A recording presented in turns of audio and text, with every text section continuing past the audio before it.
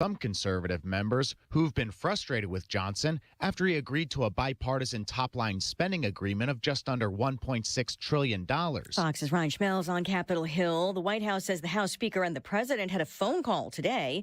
A Johnson spokesperson says he strongly encouraged the President to use executive authority to secure the southern border. This as House Republicans try to impeach Homeland Security Secretary Alejandro Mayorkas, blaming him for a migrant crisis. For the sake of our Homeland Security and the well-being of the people of the United States, Secretary Mayorkas must be held accountable. Tennessee Congressman Mark Green at a House impeachment hearing that Mississippi Democrat Benny Thompson calls a stunt. Extreme MAGA Republicans have created this impeachment circus sideshow, in part to try to distract from their own failures. More political fireworks as Hunter Biden showed up unexpectedly at his own contempt hearing in the House. It does not matter who you are, where you come from, or who your father is, or your last name. Yes, I'm looking at you, Hunter Biden, as I'm speaking to you. Republican Congresswoman Nancy Mace says the president's son should be taken to jail after defying the subpoena for a closed-door deposition. Democrats say he's not in contempt after offering to testify in public. Now, clarification. After walking in, then out of today's contempt hearing, it was initially reported that Hunter called a reporter dangerous. He did not say that. America is listening to Fox News. It's game day at Jim's house, and the spread is impressive. Mike's already done some damage with the hot wings, and now he's dropping back and going deep for another slice of pizza. I sure hope he brought the Pepto. Mike knows the Pepto-Bismol provides fast 5-symptom relief from unexpected stomach upsets. He's no rookie. The way he's throwing back those nachos, he's the GOAT. Be ready for game day with Pepto-Bismol. When you have nausea, heartburn, indigestion, upset stomach, diarrhea. Use as directed. Keep out of reach of children. Hi, I'm Martha Stewart. Every year, more than 4 million pets enter shelters here in the United States. My friends at American Humane have been helping animals since 1877. The goal is to ensure that pets have a safe shelter, especially during natural disasters. Adopting a shelter pet allows shelters to help more animals awaiting care. Please consider adopting today and take some time to learn more about American Humane's other work at americanhumane.org. Air Comfort Service, heating, cooling, and insulation. Weather. Our high temperature this afternoon, 40 degrees with a mix of clouds and sunshine. Mostly clear skies tonight, 28. Thursday, partly sunny and 45. Thursday night, clouds, light snow late Thursday night. Friday, rain, sleet, and snow in the morning. All snow Friday afternoon and into the evening. A few inches of snow possible, 30 degrees, and nothing but Arctic cold on the way for the holiday weekend. This is 97.1 FM Talk. Chief Meteorologist Dave Murray.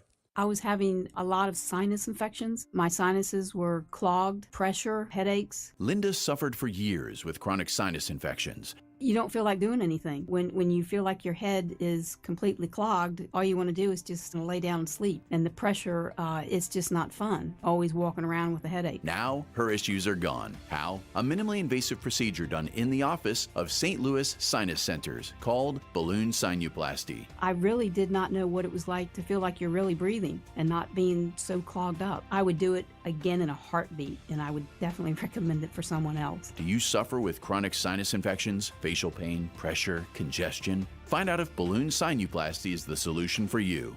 Set an appointment today with St. Louis Sinus Centers. Call 314-332-2885. 314-332-2885. That's 314-332-2885. You've listened to 97.1 FM Talk. You've heard of Doug Voss of Voss Financial and Safe Money Radio, as he has been a staple as the financial expert on the station for many years. You can hear him on Safe Money Radio several times a weekend right here on 97.1 FM Talk. And you can talk to Doug Voss directly. Here's his number. Call Doug at 844-676-SAFE. That is 844-676-7233. Doug Voss is a registered representative. Securities offered through D.H. Hill Securities, LLLP. Member FINRA and SIPC.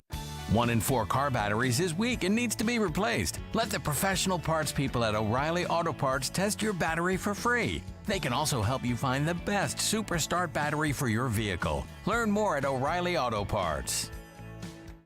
Hi, Chad Hansen from Hansen's Tree Service. Winter is the best time to remove dead and dangerous limbs from your trees before a winter storm brings them crashing down. Give us a call today or check us out at hansonstree.com and take advantage of our great winter discount. The Annie Fry Show YouTube live chat poll of the day is sponsored by Ruler Foods. Low prices, no coupons. Ruler Foods. That is exactly what I needed to hear. Thank God someone here knows what they're talking about. That's us. That's right. Gotta love this American ride. All right, you need to take the time and get the full picture.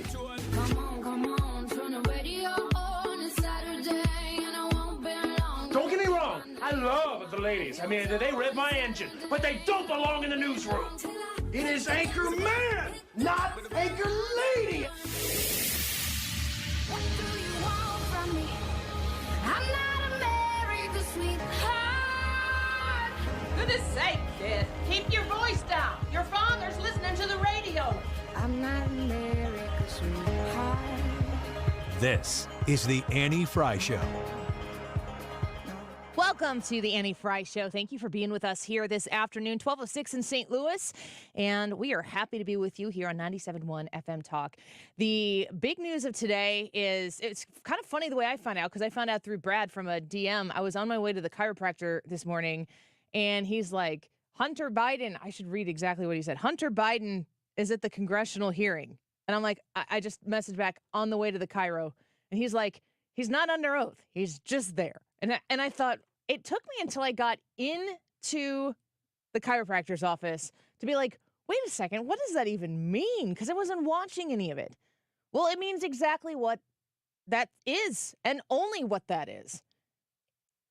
Hunter Biden was compelled to a deposition, a closed-door deposition, to testify in front of this House committee that is investigating him. He said no. And he didn't say, no, I'm not going to come in and testify at your deposition. He said, I will come do a public deposition.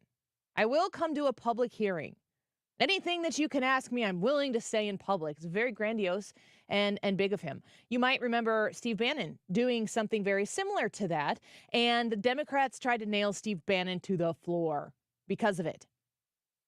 Well, when Hunter Biden decided not to show up for that deposition, what did he do? He went to the other side of the Capitol building, held a press conference, blew off the House representatives, the people who represent you, which really means he blew you off because we sent those people there. And he said, no, I'm not playing your game, which it's not a game. It's just, if you're compelled, you have to go. And he chose not to do it. So today, they are holding a hearing to hold him in contempt.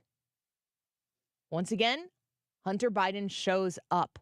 Hunter Biden shows up in the hearing room and sits in the front row with his lawyers. Now, I haven't seen it yet specifically. Were you like doing producer things and this unfolds? Yeah, I was doing producer things and this unfolds. So I didn't see him actually walk in, but I looked up and was like, the Chiron on Fox is like Hunter Biden surprises or drops in or something like that to House hearing. That's where you have good eyes, but you still squint in the TV. Yeah, like what's going on here? What does this mean? Give and me then coffee. like Comer was talking, and then it cuts, and Hunter Biden is sitting there with his entourage with this smug look on his face. So, I mean, I have to say, baller move. if I don't know how this ends. Nobody knows how this ends. But I when I heard that and was listening to some of the coverage after I got done at the chiropractor, I was like, wow, this guy has a set. I mean, it really blows my mind.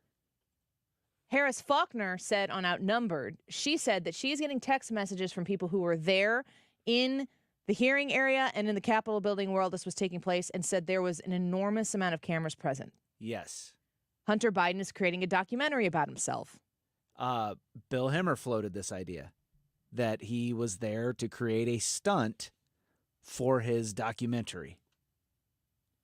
Let me pose this to you. And I haven't been satiated with all of this coverage this morning. So if I'm saying something that somebody has already said, I'm not swiping it from them, but I will, unlike Claudine Gay, credit that person when I'm corrected, and very quickly.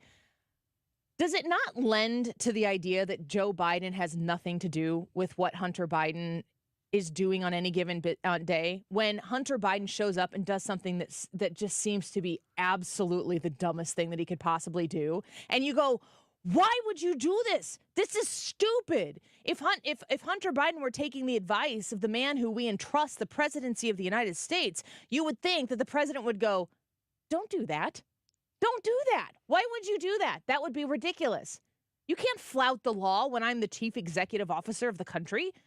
Don't do that. So the more rogue Hunter Biden seems, doesn't that help the case of Joe Biden? On the surface. Isn't that all that matters? I mean, yeah, we're kind of at that point now, but almost could be orchestrated. Like, look, you need to look like you're going rogue and you're doing the stupidest thing. No, I'm agreeing with that. I'm saying that the idea and the plan here is make Hunter Biden look as unmaintainable as possible. Because when Hunter Biden is out there acting a fool, you would think that if he were coordinating with his father, this is not the kind of behavior that would come of that coordination. Yeah. So it takes you and it makes you go, Hunter Biden's making a lot of really wild and rash decisions. He's not working with his father. His father, if he were working with his father would not tell him not to do this. Yeah. Makes him look almost uncontrollable. Yes, which I think is the point. We are going to... So John Kirby is talking right now. Fox hasn't carried it yet, but we are on the press briefing, and we are going to... We have it from the White House, right? Yeah. Can you put your ear on it and find out if he's just blabbing? Sure. All right, because I want to play for you Nancy Mace, firebrand in Congress. Nancy Mace, that's a name that's starting to evoke dramatic reactions from a lot of people who pay a lot of attention to what's going on in Congress. Well, she's a Spitfire, and this is what she said to Hunter while he was sitting there. It does not matter who you are, where you come from, or who your father is, or your last name. Yes, I'm looking at you, Hunter Biden, as I'm speaking to you. You are not above the law at all. The facts in this case are crystal clear. This committee used and issued a lawful subpoena to Hunter Biden, a critical witness in this committee's investigation into Biden family corruption. Hunter Biden and his lawyers did not claim privilege of any kind because clearly he has none. They didn't contest the legitimacy of our reasons for issuing the subpoena, no reasons, because they clearly are legitimate. And yet he refused to comply. So she goes on and lays into Hunter Biden just a wee bit more. Let me be clear. This should not be a partisan issue. If Congress issues a subpoena, you show up, period. This is not a responsibility we take lightly. It brings no joy for us to do this, but the president's son broke the law and must be held accountable in the same way anybody else would. I urge my colleagues on both sides of the aisle to do so. And my last message to you, Hunter Biden, you play stupid games, you win stupid prizes. So Nancy Mace making her point there, and then there's a challenge to whether or not, I think I sent you, I don't know if that's the clip I sent you, but we need to get the challenge from Nancy Mace. She's going back and forth with one of the guys there who's trying to say that he'll vote for this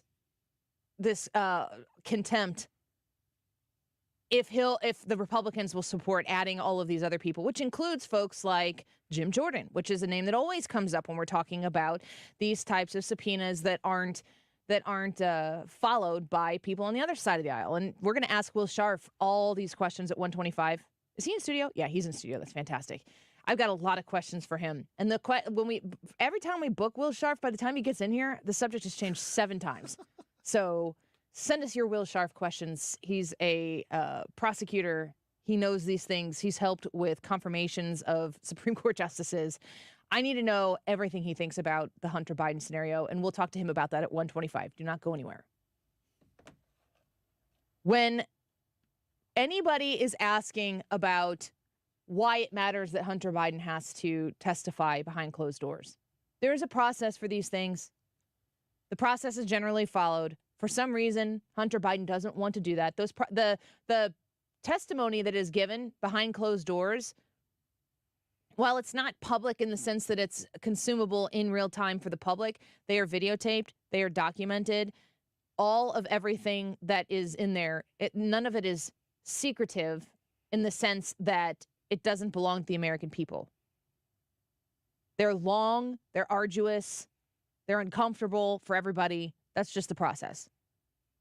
Now, as I mentioned, there are people who, Mark Meadows, Steve Bannon, Peter Navarro, Jim Jordan, those are some Republicans I can think of off the top of my head. I think Dan Scavino, was Dan Scavino one of them? Is that right? I think so, yes. These are all people who have turned down subpoenas in the past, and the Democrats, when they were in control, and Jamie Raskin, who was in control, when they had that authority, they had a specific outlook on it. And I'm not here to say that Republicans always good, Democrats always bad. I actually need more details on all of the individual cases and to go by a case-by-case basis to see what it is I would think about all of those individual entities. But I think it's important when you listen to Jamie Raskin talking in this hearing today about how compliant Hunter Biden was willing to be to bring his testimony to the public. And it wasn't good enough for the Republicans, but he was willing to comply. He said he'd do it anywhere, anytime in public, and he has nothing to hide. Yeah, we know. We actually, Hunter, the problem is that you should be more compelled to hide some certain particular things that we all now know about you because you were so irresponsible to leave your computers behind and so incredibly dedicated to documenting everything. When Jamie Raskin is pushing for the Republicans to understand why it's not necessary for Hunter Biden to testify behind closed doors before he does the public hearing. The Republicans said, we'll do both, but you have to come behind and do a closed door deposition first. It's what everybody does. That's the routine. Let's rewind the tape just a wee bit to Congressman Raskin in July of 22.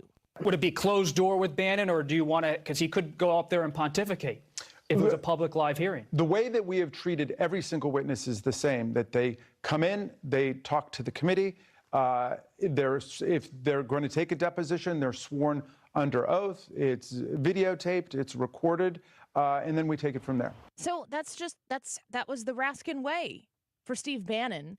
And I think that the most compelling part of that clip, in Jamie Raskin's words, in 2022, when the person on the other side of this deposition was a political opponent of his very calm, rational manner in which he presents, this is how we do things. Now, Steve Bannon said, pound sand, and they threw the book at him. I don't understand how they expect us to have the shortest of short memories, but I guess that we do. Just like Brad was saying before, on the surface, it looks like Hunter Biden is completely attached to Joe Biden, because why would he bring the circus to town into that congressional hearing and really flip the bird to the rule and order of law that the Democrats were just using 2 years later against Republicans? My hunch says that Hunter Biden needs to look like he operates on his own. And it's very important. And that's a hunch. I will watch in the coming days, weeks, and months to see if there are more things that lend to that hunch. But I think it's important to understand, for politically speaking, so important to highlight that. Politically speaking, that Hunter Biden and Joe Biden, separate people, separate interests, separate jobs, separate. Isn't it obvious? Look what Hunter Biden's willing to do. A reporter was able to get one question into Hunter Biden, I guess, on his way out. Hey, what kind of crack do you normally smoke, Mr. Biden? What kind of crack do you normally smoke, Mr. Biden, on the way out? Do you know which report? You don't know which reporter that was? Was it a reporter? It wasn't like a congressman, was it? It was a reporter, because it was Hunter and his lawyer was standing there, and this guy just shouted that question in off camera. Marjorie Taylor Greene, who has been on the show before, and she's got her book out, MTG. in that conversation that we had with Marjorie Taylor Greene, I'm going to be honest and say that she kind of changed my opinion of her a little bit, talking to her person to person. She was not as brash as I thought she would be, and she kind of had an edge to her that was different than what we consume in bits and pieces, like I'm about to play for you here. This is what happened when Marjorie Taylor Greene was recognized and Hunter was in Thank there. you, Mr. Chairman. Excuse me, Hunter. Apparently you're afraid of my words. Whoa! Oh. I'd like to reclaim my time, Mr. Chairman. I think it's clear and obvious for everyone watching this hearing today that Hunter Biden is terrified of strong conservative Republican women because he can't even face my words as I was about to speak to him. What a coward. Well, MTG sitting there and laying into Hunter Biden, you might remember that previous hearing where MTG used some of Hunter Biden's own images blown up. I don't know why that had to happen. Big poster boards in a congressional hearing. No blurring, no editing. It's Hunter Biden in all his glory? I guess it's in the eye of the beholder. Let's take a quick break. Keith Kellogg is going to be with us. The Lieutenant General, Keith Kellogg, is going to be with us to talk to us about a host of foreign policy issues. We'll talk a little bit about the Defense Secretary as well when we come back. Keith Kellogg, when we return. You're listening to The Annie Fry Show on St. Louis's home for conservative talk.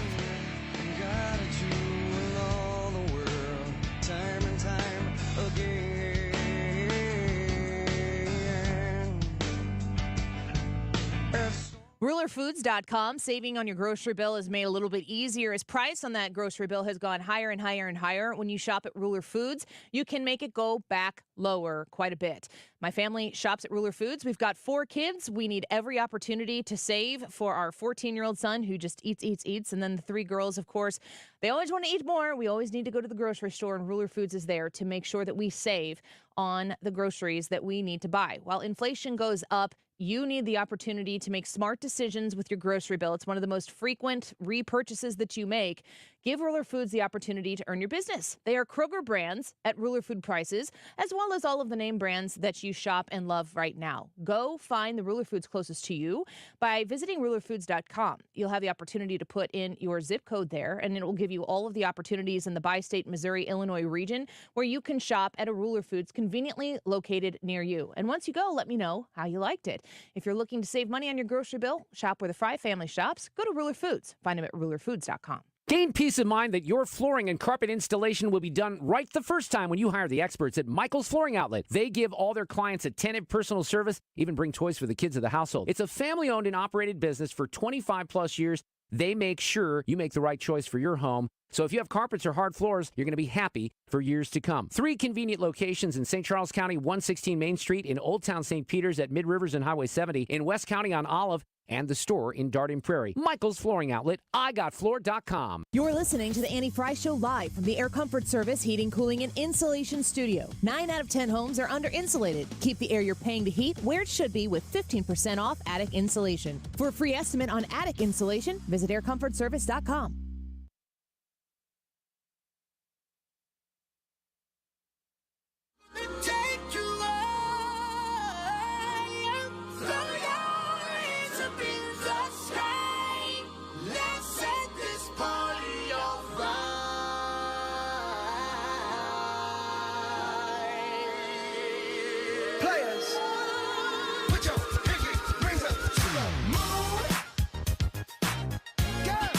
Welcome back to the Annie Fry Show. We're grateful that you're here with us this afternoon. We've got a great show here planned for you. Our next guest, I'm going to get to here in just a second, is going to give us a little bit of an update on something that hasn't been talked about as much due to the Secretary of Defense's rogue hospitalization, quiet hospitalization. But the Secretary of State has come out in the last couple days, and he said this. Israel must be a partner to Palestinian leaders who are willing to lead their people in living side by side in peace with Israel and as neighbors. And Israel must stop taking steps that undercut Palestinians' ability to govern themselves effectively. Extremist settler violence carried out with impunity, settlement expansion, demolitions, evictions, all make it harder, not easier, for Israel to achieve lasting peace and security. So that's the Secretary of State talking about how Israel needs to partner with Palestinian leaders who are willing to live side by side in peace. Well, let's get to the last quote before we get to our Palestinian civilians must be able to return home as soon as conditions allow. They must not be pressed to leave Gaza. As I told the Prime Minister, the United States unequivocally rejects any proposals advocating for the resettlement of Palestinians outside of Gaza. And the Prime Minister reaffirmed to me today that this is not the policy of Israel's government. Well, let's see what retired Lieutenant General Keith Kellogg has to say about this from our Secretary of State. Welcome back to the show, General. We appreciate you being here with us today. Annie, thanks for having me. I appreciate it. Look, I listened to Tony Blinken. This is one of the frustrations that I have here in Washington, D.C., is people tell you all the problems, never give you the solution. And, I could hear him saying, you need to do this needs to be done. But they don't give you an end state. Well, how are you going to do this? Who are you going to talk to? Who's the interlocutor that you've got to be able to talk to both the Palestinians and also the Israeli government? And, you talk about these issues, but you don't give me, okay, how do I get out of it? And they're not very good about it. Look, I will tell you how they get out of this is something we realized in the last administration. It's going to have to be economically how they get out of it. You've got to give people a reason to stop killing each other. And part of that is you create an economic environment that they can grow from. If you don't have that kind of environment, they're just going to keep fighting. And the Palestinians, they're the ones who created this problem with Hamas. They're the ones who went into Israel. There was no forces inside Gaza when this happened because Ariel Sharon decades ago pulled them out. And they're the ones who started the assault. And the Israelis, understandably, came back really hard after watching that massacre on 7 October. And their job is to eradicate Hamas. And they've said that. And that's a terrorist organization. And you can't push back on the Israelis. You've got to say to them, look, we kind of get it. We kind of understand what you're doing. And you have to eradicate that political movement of Hamas that is focused in on terror. So I really do get frustrated, Annie. A long comment to a pretty short question. I always get frustrated when I hear the politicians around this town talk, and I just tell them, like you would and anybody else would in the business world and the commercial world, okay, I got it. What's the solution? Well, I don't know. They never give you one. Yeah. That's the frustration I've got. Well, and when there isn't an actual solution to the words that are being said, it feels very political, not policy-based. But what do the people want to hear, and how do we make it so that we can say it, so we can get the credit for it?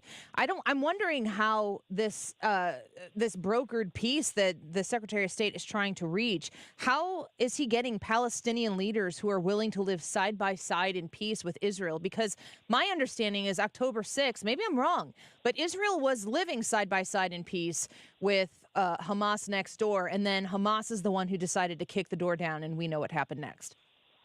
Yeah, it was, Annie. Look, here's how we handled it, and we were criticized in the last administration until it worked.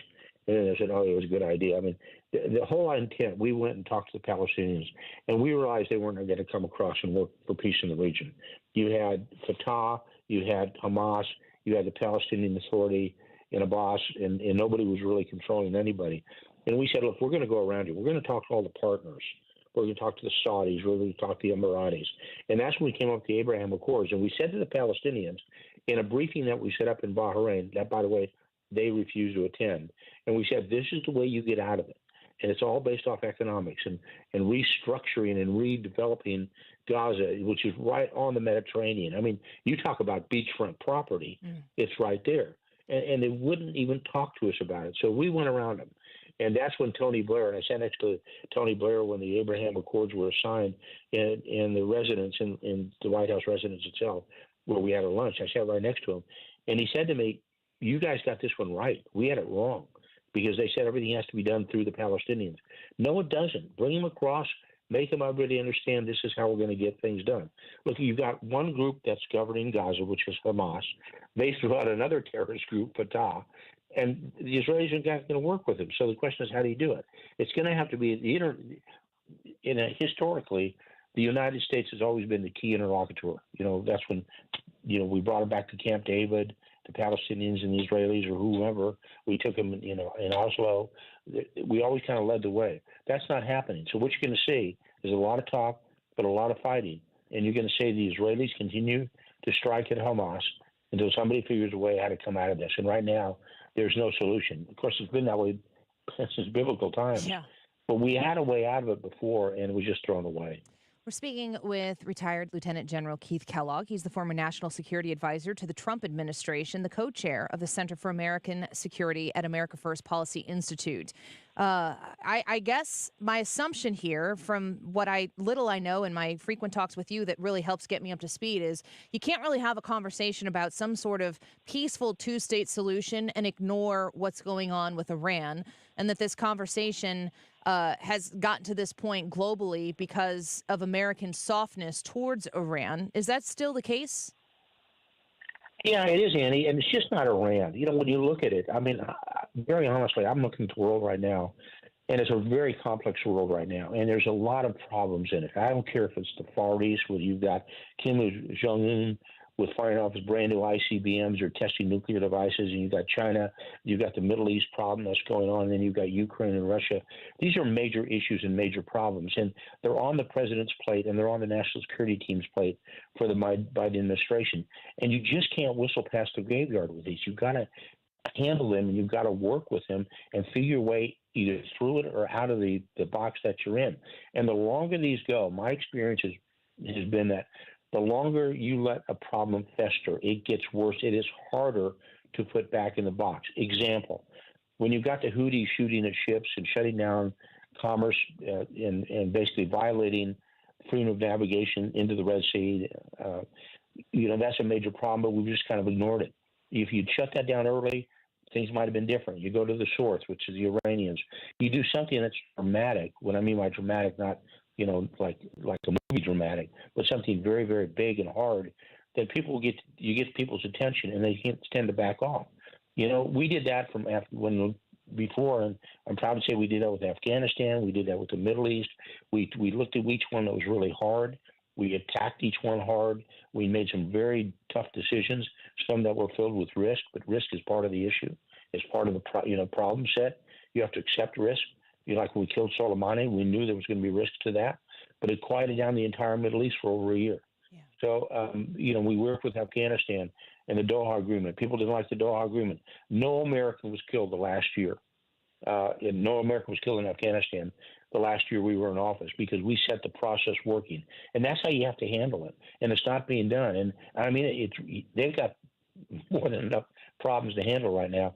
And very candidly, and I know it's a harsh assessment, they're not doing very well at it. Yeah, it really seems that way. And it's hard to look at a map and not see a very close adjacent crisis unfolding across the globe. Let me ask you a broad question. You can answer this however you like. We're speaking with General Keith Kellogg here on the Annie Frey Show. Is America under attack anywhere right now? Well, when you say under attack, it's an interesting comment. Is there a direct assault other than an open border, which is a national security issue? And I talked to somebody today. I said, really, where there's no border in the South, that's an attack on our national liberty. So that we get under attack in what you're looking at, illegal immigration, and it coming across the southern border, that's under attack. But if you're talking kinetic attack, no. But if you're talking economic attack, sure we are. If you're talking diplomatic attack, sure we are. So people wouldn't say, is America under attack? People tend, Andy, to think immediately of something kinetic, a war. Mm-hmm. But it's much more than that, because when you look at national security, it's a very broad area. You just can't define it militarily. Because when I was in the national security arena, you had to look at it militarily, you had to look at economically, you had to look at diplomatically, and a lot of that was based on the people that were in the leadership positions. So that's a broad question. My answer would be, generically, the answer is yes, because we're under assault. Our values are under assault. We have soldiers under assault in the Middle East. We have our borders being assaulted as well.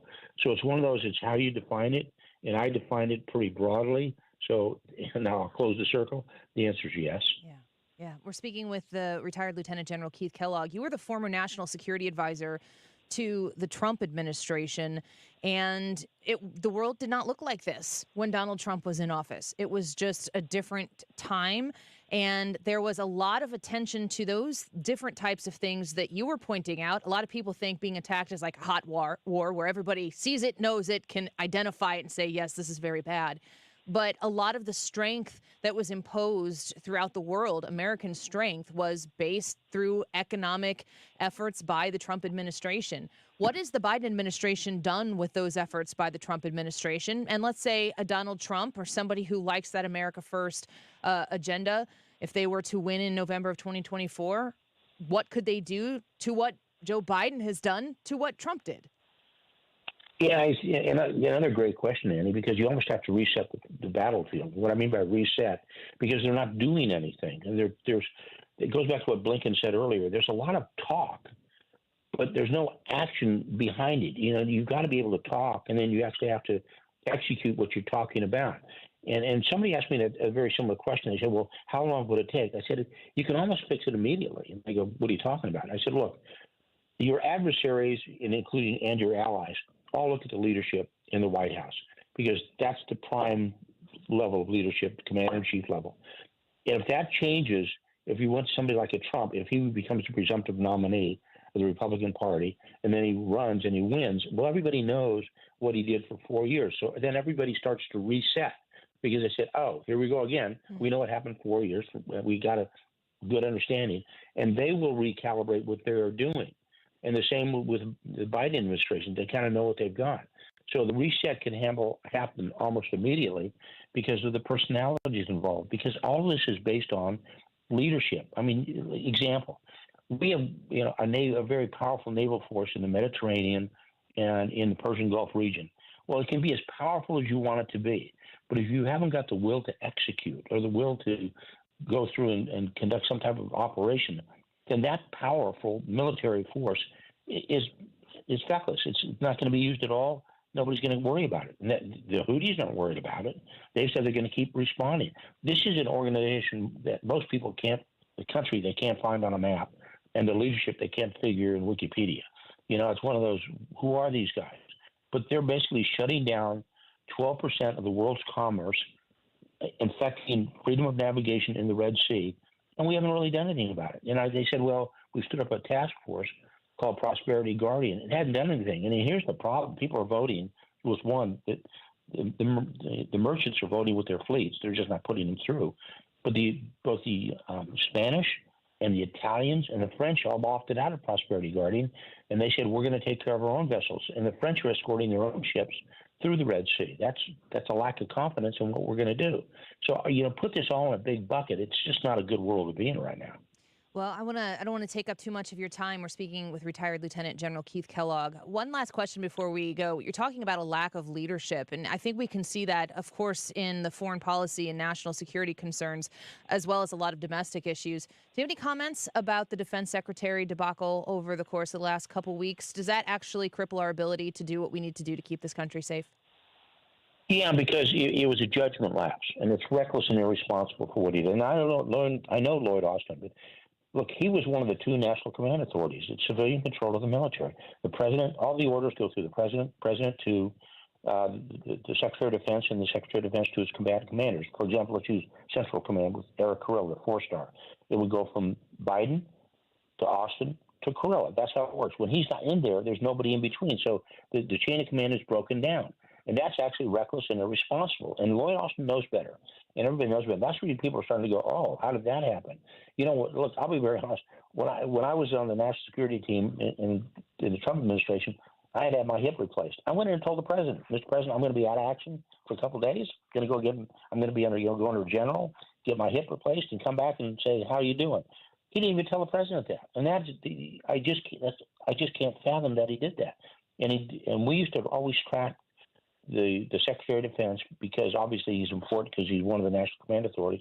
He's also sixth in line to the presidency. And you look at this and you go, you can't do that. And the entire chain of command broke. And that's why I think it's really hard for me to understand because they know better. So this was a big miss by them, and it was a judgment lapse. There's a way out of it. I think if I was in the administration, if I was the White House Chief of Staff, I'd walk into Lloyd and I'd say to him, Lloyd, what you need to do is tender your resignation, knowing fully well the president will not accept it. So then you kind of covered half of it. But you've got to say to them, I screwed this up. I'm at fault. I'm at fault in keeping basically the American people safe and ensuring the civilian control of the military. Bad miss. Well, we will look and see if your advice is taken there. We are very grateful for your time. Thank you for being with us today and weighing in on these issues that are probably the biggest issues facing us right now. Whether the average American understands what's going on, they definitely want to, and you are a great sage in helping us do so. Hey, Kenny, thanks for having me. Of course. Bye-bye. Retired Lieutenant General Keith Kellogg. He's the former National Security Advisor to the Trump administration, the co-chair of the Center for American Security at America First Policy Institute. On Twitter, at General Kellogg, 2 L's, 2 G's. Go tell him thanks for being on the Annie Fry Show if you enjoy his commentary here. Let's take a quick break. Wiggins America back in studio. How to handle socially awkward situations by Ryan Wiggins. I'm looking forward to this. Only coming from the very, very best experts, those at Harvard. I feel like we've gone to the well of Harvard more often than not here lately. Why is that? You know what we should do? We should just not tell people it's from Harvard. Wiggins America, we come back. You're listening to The Annie Fry Show. Find the podcast, on-demand audio, and more at 971talk.com/Annie. Why you mad? Fix your face. Ain't my fault they all be jacking. Keep up. Players only. Come on, put your pinky rings up to the moon.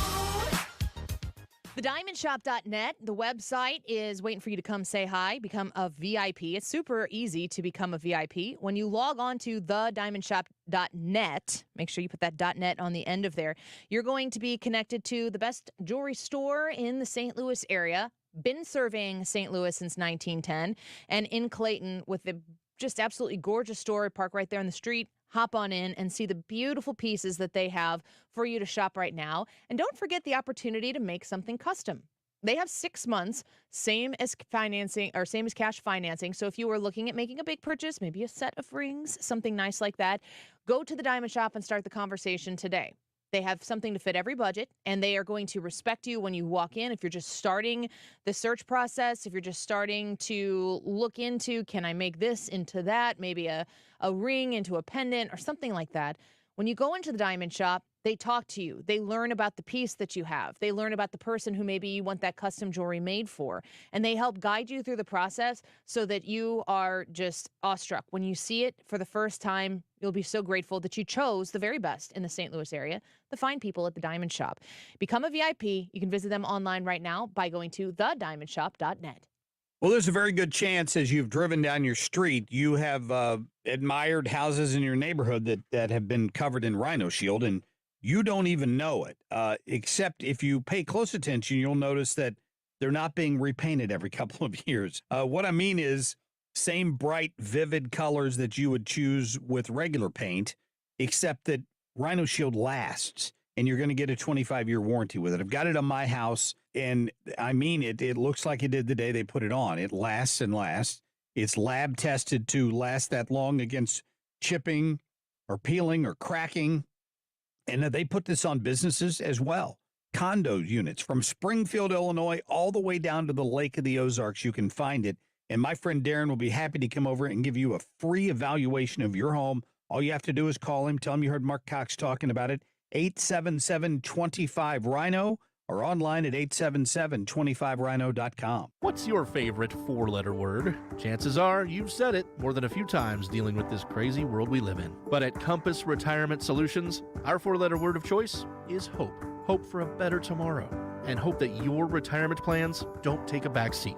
You've watched inflation soar, and maybe your retirement future feels a little uncertain right now. But all hope is not lost. Find out exactly how much risk you're still taking with your investments. Find out how you may be able to save big on taxes. And find out how having a written retirement plan just might give you the hope you've been looking for. Call today to set up a meeting. 314-373-1598. That's 314-373-1598. Compass Retirement Solutions. 314-373-1598.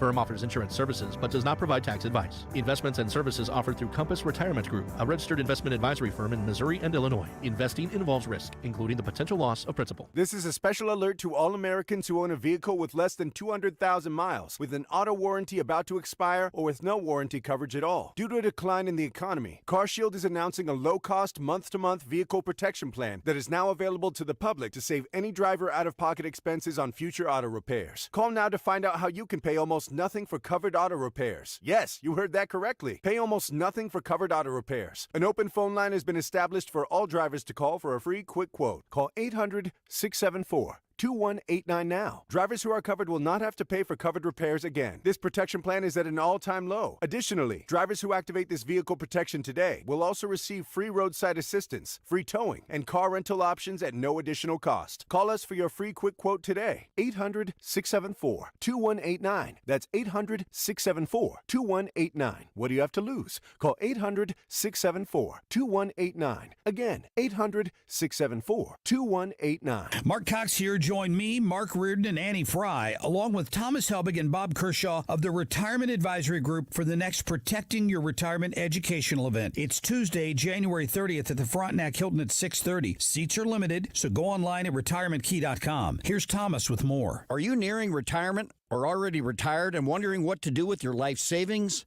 Do you worry about losing your nest egg with the volatility of the stock market? Would you like to know why linking to the market is smarter and safer than owning the market? Did you know if you're 59 and a half or older, you can roll over your company retirement plan tax-free to protect your nest egg from any losses and provide more income than most investment options? You'll get all the answers and more. If you're 59 and a half or older, you can't afford to miss this event. Protect your retirement nest egg. Join the official financial advisors of my show, Thomas Helbig and Bob Kershaw, Tuesday, January 30th at the Frontenac Hilton at 6:30. Go online at retirementkey.com. That's retirementkey.com. Are you a business owner in need of financing? Then you need Swish Funding, the better way to get the funding you need. Our simple application process takes just minutes, with funding as soon as one business day. At Swish Funding, we focus on your business cash flow, not your personal credit score. And we're ready to help with funding from $5,000 to $5 million. If you've been in business for 1 year and have monthly revenue of at least $25,000, you could get the affordable funding you need with no collateral at swishradio.com. That's SWISH radio.com. If you're hiring, it can feel like you're trying to find a needle in a haystack. You can hope the right person comes along, or you can just use ZipRecruiter. And now you can try it for free at ZipRecruiter.com/radio. In fact, ZipRecruiter has helped a lot of business owners find their needle in a haystack, like Marco, president of operations at Telly Tires and Auto Centers. Because Telly Tires has grown a lot in the last few years, Marco needed to hire everyone from a receptionist to a store manager to a head mechanic. ZipRecruiter helps me find all the right people, even the most difficult jobs to fill. ZipRecruiter helps me keep my business running. Take it from Marco and millions of other businesses who've used ZipRecruiter. ZipRecruiter can help you find the needle in the haystack. See why 4 out of 5 employers who post a job on ZipRecruiter get a quality candidate within the first day. And right now, you can try ZipRecruiter for free. That's right, free at ZipRecruiter.com/radio. That's ZipRecruiter.com/RADIO. ZipRecruiter.com/radio. ZipRecruiter, the smartest way to hire. The choice of a lawyer is an important decision and should not be based solely on advertisements. I'm Jim Onder. When you're injured and in your darkest hour, Onder Law is not only on your side, we're by your side. Onder Law. Call 314 or 618-9000 to learn more. The Annie Fry YouTube live chat poll today: whose cause is helped by Hunter Biden's surprise appearance at the House hearing today? Is it Democrats? Is it Republicans? Or is it just Hunter Biden's? That's the subject of the poll. I love it. Let us know what you think. Man, especially if you have been paying attention to any of this stuff, I want to know what you think. 12:49. This time check is sponsored by Jerry Kelly Heating and Air Conditioning. It's time for a $98 furnace tune-up. Fact-checking the fact-checkers daily. St. Louis's home for conservative talk. 97.1 FM Talk.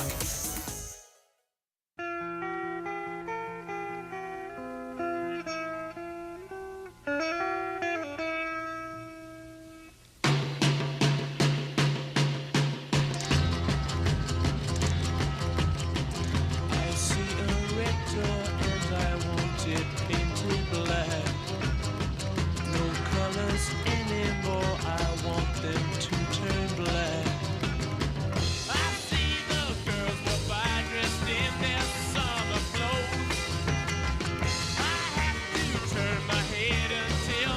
This is the Annie Fry Show. I see a line of cars and they are painted black.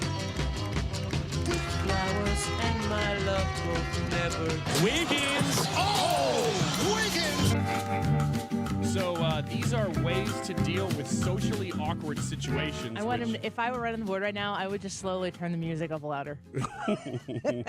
Well, these are things that I probably am an expert in these because I create them. Do you ever find yourself going, "Oh my gosh, this is awkward"? Yeah, but it's rare. I bet. usually fill in the gap pretty well. I can smooth out a situation pretty decently. Would you say that Ryan is a smoother of awkward situations? Oh, Brad? no. Ryan is a relisher of awkward situations. Oh, I'm not saying I don't enjoy it. Or a manifester, Yes. and an emphasis on the fester. All of those things. Yeah, you can call me uncle if you want. But all of those things are very, very true. But, in the midst of one that I didn't create, I know how to kind of bring it back or push it further. And either way, it's fun. I'm going to go with the latter. By the way, hi, Ethan. Oh, hi there. Leah's got a little vacation time. She worked her butt off through the Christmas break, so we've got Ethan in here. Just wanted to explain that to people. So I'm going to go through a couple situations here and let you know what this Harvard-trained etiquette expert. Harvard. Yeah. All right, Claudine. Clearly, they have a grasp on the American situation. Talk about awkward. When someone is rude to you, if you find yourself on the receiving end of a sassy remark, you can counter it with kindness and class with just one question. One simple question. Are you okay? That is an escalation. I completely agree. That is an escalation. And I'm not necessarily mad at it. When I read this, I'm like, I'm doing this article right now. Are you okay? This is a real Harvard-trained etiquette expert, Sarah Jane Ho, saying that she is the best resource on this, and that if you just ask somebody being rude if they're okay, that will solve that situation. Chris on YouTube says, or say, I'm worried about you. This article is going to be responsible for the deaths of so many boyfriends, husbands, fiancés out there. The Annie Fry Show told me to ask if you were okay. I would say not husbands. They've learned their lesson. Yeah, They're locked in. boyfriends, you're right. Number 2, covering when you can't remember someone's name. What do you do in that situation? What do you usually do, Annie? I can't say it out loud because I do it all the time. Oh, you do it in this office. I know you do. Not in the office. Yes, you do. I'm sure you do. No, I That's don't why talk to you can't people say here. it right now. There's nobody ever here. Well, that's true. What do you do? Okay, we'll go to Ethan then. What do you do when you can't remember someone's name? Do you have a go-to, or do you kind of handle it? Sup, boss? If it's a dude, it's boss. Boss? There's another, do not say that to the woman. Yeah. Don't do it. Not going to boss. end the way you want. Lady friend? Oh, gosh. What's up, chick? Hey there. How's it going, pal? Partner. You. Is it okay if somebody forgot your name? Let's just round the room real quick, Brad. If somebody who you've met, let's say you've met him 5 times, maybe it's business related. The business has kind of been cocktail-esque from time to time, so there's a little socialization going on. It's not just sitting across. The 5th time you see him and they can't remember your name, are you offended if they're like, oh my goodness, I'm so sorry, your name has slipped my memory? Does that offend you? No. I don't worry about that at all. I understand the nature of especially like you were saying, is business related. The people that I interact with must interact with thousands of me's across their job. What about at church? No, people at my church have forgotten my name. Do you care? But I mean, the question is, if they were like, gosh, I'm sorry, I forgot your name. What was your name again? Nope, I don't care. Ethan? Like, are we still on the fifth time Yes. part? At a church, I feel like, I guess it kind of depends. If it's a pastor or something, I guess there's one side that's kind of understanding, but there's also another side that's their job is to connect with people. So What if you would have shown up for work today and I would have forgotten your name? I would have been deeply hurt. Oh. Yes, you should. So deeply hurt. You should. George is back working for us again. I love him. Oh, yeah, me too. He's so curious. Yeah. Could call you hamburger. Anyway. Well, I would say that if it's 5 times in, Because it can be my 5 feelings times in. are hurt a little bit if somebody goes, I'm sorry, I don't know your name. Although that probably is the best way to This handle played it. out exactly how I expected. Oh, yeah? Brad's like, no, just ask me your name. And you're like, I'm hurt. I'm hurt. I'm a little bit hurt. Not bad. But the Harvard-trained expert in etiquette says you should never let on that you've forgotten somebody's name. Like, just practice falling down instead. Whoopso, look over at this other thing I have to do right now. You just run away from the person. Now, it says to avoid a potentially awkward situation, tell the person you'd like to keep in touch. What I like to do is say, I got a new phone recently and all my contacts were wiped out. So just lying, apparently. Can you put in your number again? She says. But that doesn't give then you you the just person's get the name. number. Yeah. Another option is enlisting the help of a friend. If you're at a party, just introduce them to somebody else. That way, they'll introduce themselves. Check this out. The way that you do it with the phone is you ask them how to spell their name. It's B. Yeah, but what if it's Brad? Well, you're asking about their last name. And then you say, your last name, I'm sorry. What if it's Smith? It could be with an E on the end. Yeah. Or it could be spelled with a Y. Is that Smith or Smith? Is it like, yeah.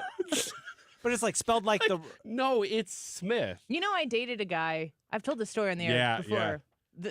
Before I ended up dating Jared, Jared was dating somebody else casually.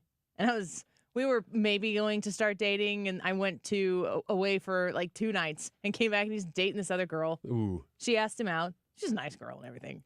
But I thought it was going to be Sounds me. like she's very nice. And then. Very friendly. I don't like the way you said that. There's another guy who was interested in me, and he asked me out multiple times. So I finally was like, yeah, I'll go out with you just to make Jared jealous. Mm-hmm. But I never knew what his last name was when I was dating him. And I kept forgetting when he would tell me. That's how uninterested I was. I remember that story now. Yeah. You have told And you know that. what I did? We would go to I'll just say a country line dancing bar every week. Golden Corral. Yes. I mean, you can dance anywhere. Yeah. And I do. And- Oh, look at that chocolate fountain. Oh, I'm getting the happy feet. You'd have to show your identification to get in. And I'd like try to playfully steal his license just so I could try to remember what his last name was. What is playfully stealing someone's license? Oh, let me have that. Let me get you that can't license date a guy from you. for like weeks and be like, what was your name again? I know, but how were you like, oh, we're just so in love. Let me see your license. I can guarantee his last name? if I sit here and think about it, and I can guarantee you we were not talking about being so in love. Good gosh. I like but you nothing so but much jealousy. at this stage in our relationship. Let me tell you this. If I was dating a guy, I never dated guys at like more than one guy at a time. But he was the guy who I most dated and wasn't like in a relationship with. Okay. This is what I found out. I think that guy was trying to use me too. So Oh, good. yeah. Well, that worked out for everybody. It didn't because he didn't get what he wanted. Oh. Is it time for break yet? Holy. It's about that time. So he wasn't trying to This is about awkward use moments, right? you to make somebody else Nailing it. jealous. Pancakes. Pancakes. No, it didn't work. And I got Jared. Winner. I guess you are. Winter chicken dinner. I got to tell you, there are more of these, and they're great. Well, hold on to them. I will. We'll revisit here. Okay. Deroy Murdock and Will Scharf in studio in the 1 o'clock hour. Maybe then I'll fade away and not have to face the facts. We enjoyed up until today, very mild winter. In my personal opinion, it's been very nice, very mild. But winter seems like it is here now. I like to let everybody know if your furnace is broken, call me. You are a preferred customer of mine. Everybody gets great pricing, excellent treatment, knowledgeable techs, and me. No extra charge to call us. You don't have to pay me in advance for me to get out there same day. Call me, Bart Inman, 314-293-2600. That's Bart Inman, 314-293-2600. 2 things to remember. The phone number, and if you're tech savvy, which I'm not, it's Bart with a B, Inman with an I.com. Happy New Year. KFTK FM Florissant. From the Under Law Injury Lawyers, GetJim.com studio. 97.1 FM Talk. Always live on the free Odyssey app.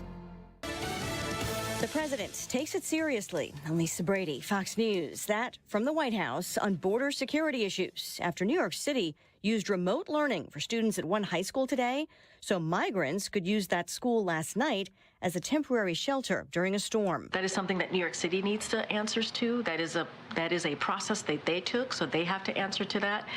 And as it relates to migrants and what's happening at the border, look, the president has taken this issue very seriously. White House spokeswoman Karine Jean-Pierre blames inaction in Congress on Republicans who blame Biden policies for a migrant crisis. Jean-Pierre also sidestepping questions about Hunter Biden's surprise trip to Capitol Hill during a House contempt hearing about him. She says he's a private citizen and makes his own decisions. Republicans call it a stunt, as Democrats argue offering to testify in public shows the president's son is not in contempt after defying the subpoena for a closed-door deposition. Closing arguments are set for tomorrow at former President Trump's civil business fraud trial in New York, where the judge has now reversed a decision to let Trump be part of closing arguments. The judge initially indicated Trump would be allowed to speak, but said he was going to have to limit his remarks to, quote, commentary on the relevant material facts that are in evidence and application of the relevant law to those facts. And he would not be allowed to introduce new evidence or comment on irrelevant matters or deliver a campaign speech. Fox's Alexis McAdams. The judge had also said comments about court staff, the court system, lawyers, or the New York Attorney General would be off limits. A Trump attorney called limitations unfair and said they couldn't agree to them. The defense also asking for a delay after Trump's mother-in-law died last night. The judge rejecting that request. Trump has a Fox town hall tonight, while his two nearest Republican rivals, Nikki Haley and Ron DeSantis, have a debate in Iowa, where caucus goers make the first decision in the 2024 race on Monday. America is listening to Fox News. It's game day at Jim's house, and the spread is impressive. Mike's already done some damage with the hot wings, and now he's dropping back and going deep for another slice of pizza. I sure hope he brought the Pepto. Mike knows the Pepto-Bismol provides fast 5-symptom relief from unexpected stomach upsets. He's no rookie. The way he's throwing back those nachos, he's the GOAT. Be ready for game day with Pepto-Bismol. When you have nausea, heartburn, indigestion, upset stomach, diarrhea. Use as directed. Keep out of reach of children. Hi, I'm Martha Stewart. Every year, more than 4 million pets enter shelters here in the United States. My friends at American Humane have been helping animals since 1877. The goal is to ensure that pets have a safe shelter, especially during natural disasters. Adopting a shelter pet allows shelters to help more animals awaiting care. Please consider adopting today and take some time to learn more about American Humane's other work at americanhumane.org. Air Comfort Service, heating, cooling, and insulation. Weather. Our high temperature this afternoon, 40 degrees with a mix of clouds and sunshine. Mostly clear skies tonight, 28. Thursday, partly sunny and 45. Thursday night, clouds, light snow late Thursday night. Friday, rain, sleet, and snow in the morning. All snow Friday afternoon and into the evening. A few inches of snow possible, 30 degrees. And nothing but Arctic cold on the way for the holiday weekend. This is 97.1 FM Talk. Chief Meteorologist Dave Murray. Conservatives Care supports organizations making a difference in our community. Kim St. Ange here. USO Missouri serves active, reserve, and National Guard military members and their families throughout the St. Louis Metro and Kansas City. Learn how you can support their mission at 971talk.com/care. Mark Cox here. I've got an idea. Let's all go to Italy next spring. I'm going to the Amalfi Coast next spring with my friends of conservativetours.com, and you can go along as well. We'll cover Rome, the Amalfi Coast, Puglia, the Isle of Capri, the Abbey of Monte Cassino. It may be one of Italy's best-kept secrets. You know, I've been to the Amalfi Coast before. It is without a doubt one of the most beautiful places I've ever seen. While you're there, you can take a high-speed jet foil over to the Isle of Capri, which is a site that everyone needs to see. Positano is absolutely beautiful. Sorrento is just gorgeous. You'll get to visit the ruins of Pompeii as one of your side trips if you go on this trip. It's $53.67 a person. That includes your airfare from St. Louis. Call them toll-free at 888-733-9494. It's 888-733-9494 or conservativetours.com. Ring in the new year with the ultimate timeless gift, a diamond from Diamonds Direct. Whether you're ready to pop the question or celebrating a lifetime of love in 2024, Diamonds Direct can make this New Year's one to remember forever. Diamonds Direct is the area's destination for exquisite diamonds in all shapes and sizes, and our nationwide price guarantee ensures you'll get the best value, period. To showcase that spectacular diamond, we have literally thousands of designer settings from all the top names like Tacori, Verragio, Simon G, A. Jaffe, and many more. And our experts will guide you every step of the way with the education you want and the respect you deserve. Engagement rings, wedding bands, eternity bands, fashion rings. At Diamonds Direct, we specialize in the ultimate symbol of love, and we welcome the opportunity to celebrate with you. So start the new year with some new excitement, new hope, and some new bling. Diamonds Direct. At Olive and 270, official partner of the St. Louis Blues and proud to call the Gateway City home. Diamonds Direct. Your love, our passion. Need a break from the sound bites and the talking heads? Do you want information you can actually use? Information that'll change your life for the better? Then listen to the Del Walmsley Radio Show. Listen to the Del Walmsley Radio Show this Saturday afternoon from 1 to 2 p.m. on 97.1 FM Talk. At Neovitin, we are all about supporting your nutrition, and that's why we are excited about our new Neovitin Omega-3 supplement. Neovitin Omega-3 is formulated with 1,200 milligrams of omega-3 fatty acids to help support healthy hearts. Our high-quality omega-3 fish oils are sourced from wild-caught fish and tested for heavy metals. With our convenient monthly subscription, you can get Neovitin Omega-3 delivered right to your door every month with no long-term obligations. Support your daily nutrition and sign up for a Neovitin Omega-3 subscription at neovitin.com today. I can see clearly now thanks to the doctors at Ophthalmology Associates. Doctors Greg Birdie, Ranjan Malhotra, Robert Brusati, Andy Royer, and introducing Samuel Berry. You can too. Call 314-966-5000 or check out youridoc.com. That's youridoc.com.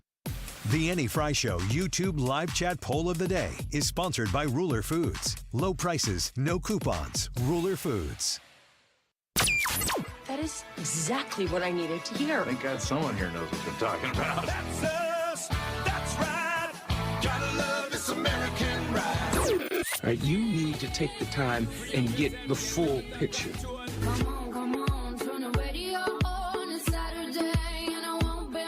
Don't get me wrong, I love the ladies. I mean, they rev my engine, but they don't belong in the newsroom.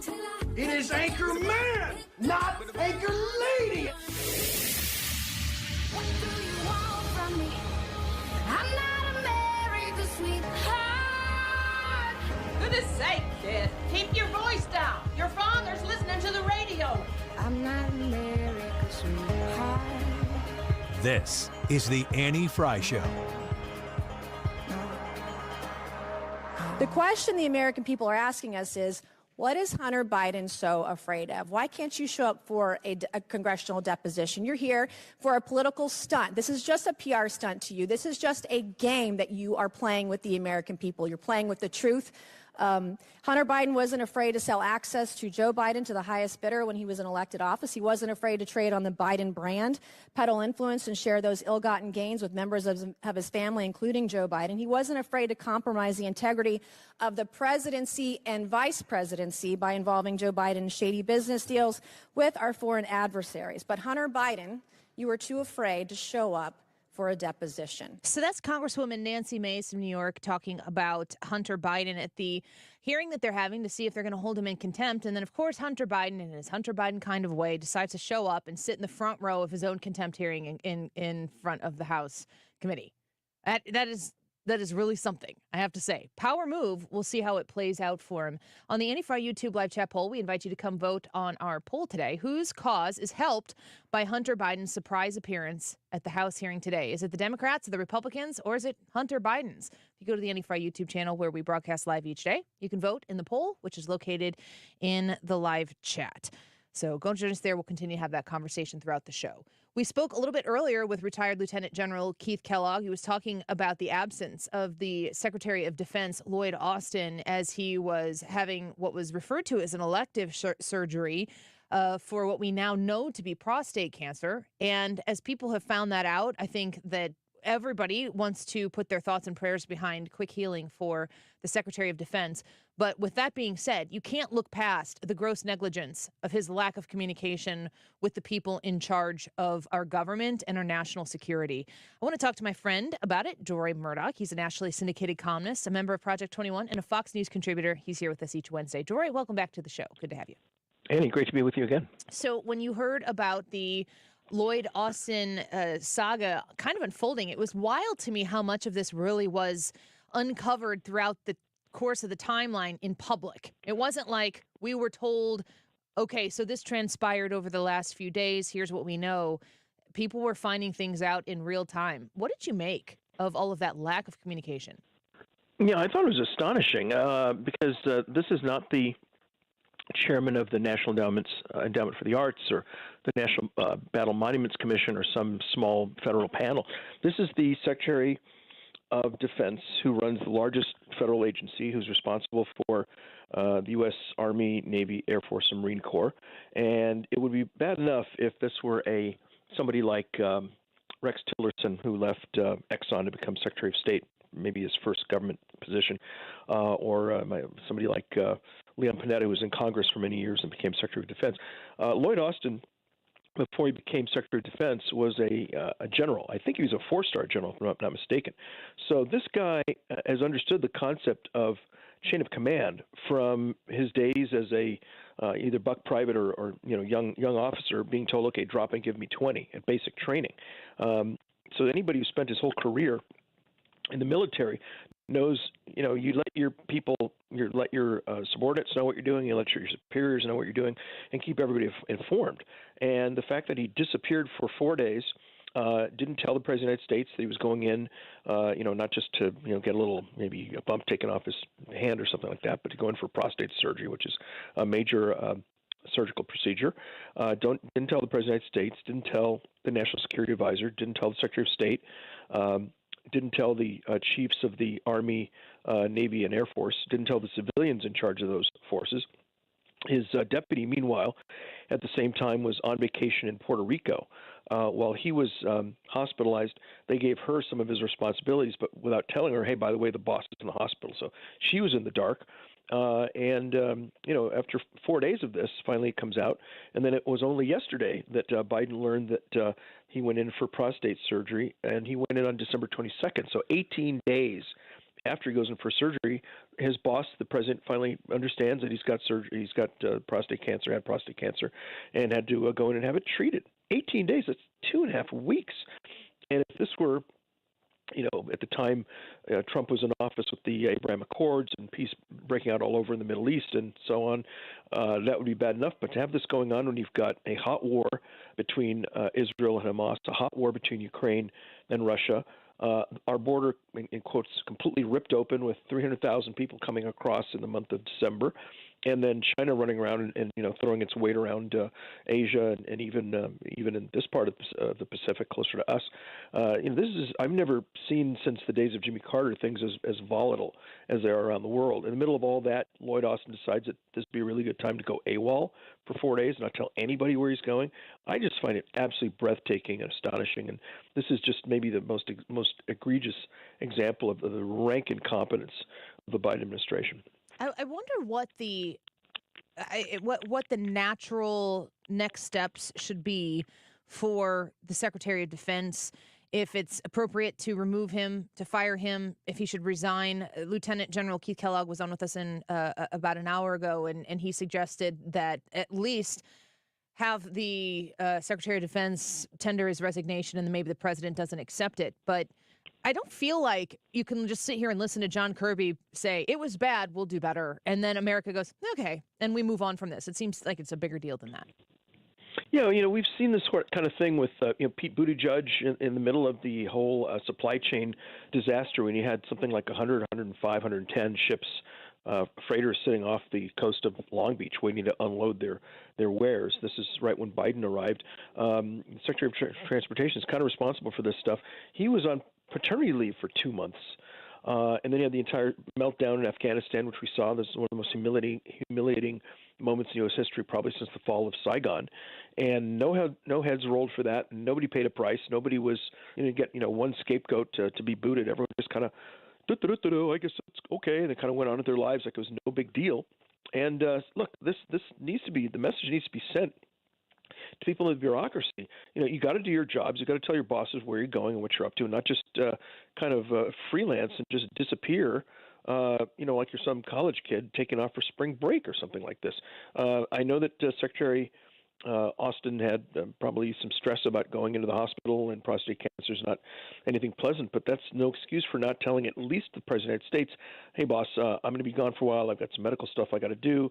So-and-so's in charge. If you need to get in touch with other people, here's who to reach. See you in a couple weeks. Fine, wonderful. But just to take off like that and disappear at a time when you've got tremendous international instability, you've got, I think right at the time all this was going on, was the period when you had, I think it's now up to 128 different attacks on U.S. forces in Iraq and Syria at the hands of the Houthis and other Iran-backed proxy forces.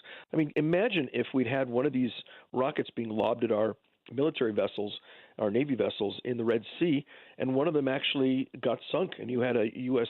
destroyer or cruiser or, God forbid, an aircraft carrier taking on water and sinking the bottom of the Red Sea with thousands or hundreds or thousands of casualties or even deaths. And everyone's saying, okay, what's the Secretary of Defense going to do about this? Where is he? We don't know. Where did he go? I mean, this is unbelievable. This is so dangerous. And so I think he needs to resign. I mean, he can't say he didn't know better. Again, if you were some professor of international relations who had his first job as Secretary of Defense, you might say, okay, he doesn't understand the chain of command. Here's a guy who spent his entire career dealing with the chain of command.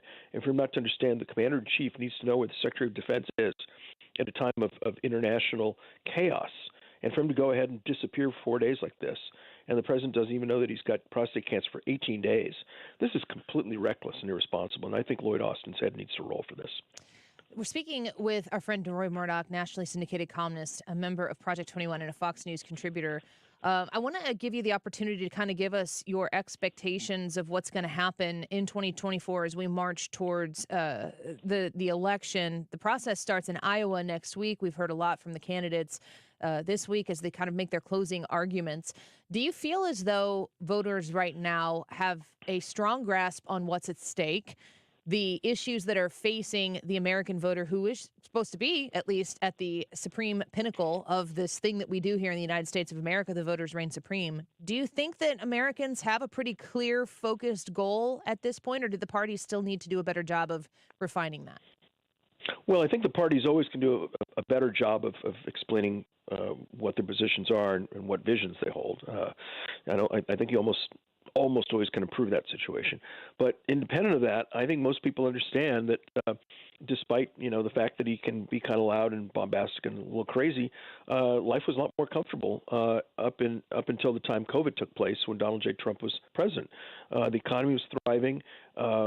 China was behaving itself more or less. North Korea stopped its underground atomic blast because little rocket man Kim Jong-il was Kim Jong-un was speaking with Donald J. Trump. As I mentioned earlier, 4 different Middle East peace agreements signed between Israel and its neighbors before which they were pretty much at war, including Sudan, which was a major supporter of state terrorism. The border was not entirely welded shut, but boy, it was. I think you had maybe about 1/3 as many people coming across the border as you've got now. Under Trump, we had 11 people on the terrorist watch list cross the border over 4 years. Under Biden, in less than 3 years, the number is 308, I believe. I mean, so much higher. So I think most people understand, were you better off 4 years ago than you are today? I think most people understand that. If that's the message I would repeat if I were Donald J. Trump and Republicans, just remind them what was life like in this country under Donald J. Trump and GOP rule up until the time COVID came in and wrecked everything. And I don't think you can blame Trump for the China virus. I'd make that point clear, and I would remind people, and I think most people understand, which is why Biden's numbers are so low. The economy is tepid. The border is ripped wide open. Here in New York City right now, we've got a situation where we had really bad rains last night, and Eric Adams decided, hey, let's take a bunch of 2,000 or so illegal aliens from a tent city, I think in Brooklyn, and take them to James Madison High School and kick the students out. And the students are at home today doing Zoom school while the illegal aliens are kicking back at a New York City public school. This is absolutely outrageous. It is an outrage. I think people are. It's disgusting. And by the way, this school is, I believe it's about 63% of the students are economically disadvantaged. The population is 52% minority. So these are kind of the Democrats' people, and this is how they thank them by saying, okay, kids, go home and do Zoom school. Mom and dad figure out, on very, few hours notice what you're going to do for daycare. A lot of people, drop their kids off at school and go to work, and all of a sudden the kids are home. What are you going to do about that? And people who broke into our country without visas, without permission, invaded our country essentially, are sent in to displace American citizens who are there to learn and become educated. I mean, this is the kind of thing that's going on. And I think even Democrats are looking at this and saying, look, I didn't sign up for this garbage. So I think people are increasingly attuned to what the issues are, inflation, the economy, the destruction of the border, total increasing international instability, and then just a certain level of just rank incompetence that you see on the part of the Biden administration. And I think as we get closer to November, a lot of people are going to say, you know what, we don't need 4 more years of that. I think you're so spot on, Deroy, and I feel like the demographically divide and conquer methodology of the Democrat Party is going to fail when taxpayers see their dollars going to support illegal immigrants in the schools that their children are not attending. You're starting to get in a little bit too close to home for people where the politics, the uniform, the red uniform, the blue uniform you put on in the morning just because you do, people start questioning those things a bit more in circumstances like that. Absolutely right. Thank you, Deroy. We love talking to you. You bet. Bye-bye. Okay, very good, Annie. Thanks a lot. Talk to you soon. Bye. Yep, sounds good. Nationally syndicated columnist, a member of Project 21 and Fox News contributor, Deroy Murdock, with us right there. Let's take a quick break. We're going to talk to Will Scharf in studio when we return. He is a former federal prosecutor for the Eastern District of Missouri. He is a former policy director for the Missouri Governor's Office. He worked on confirmations of Justices Brett Kavanaugh and Amy Coney Barrett. He's also a candidate for Missouri Attorney General. Let's talk to him about a few of those huge issues facing us. There's so many big stories going on right now. The Trump appeal, Fani Willis in Georgia. What the heck is she doing down there? And what are all the people around her doing down there? We're going to find out what Will Scharf has to say about it when we come back. Don't go away. This is the Annie Fry Show. Follow Annie on Twitter @AnnieFryShow.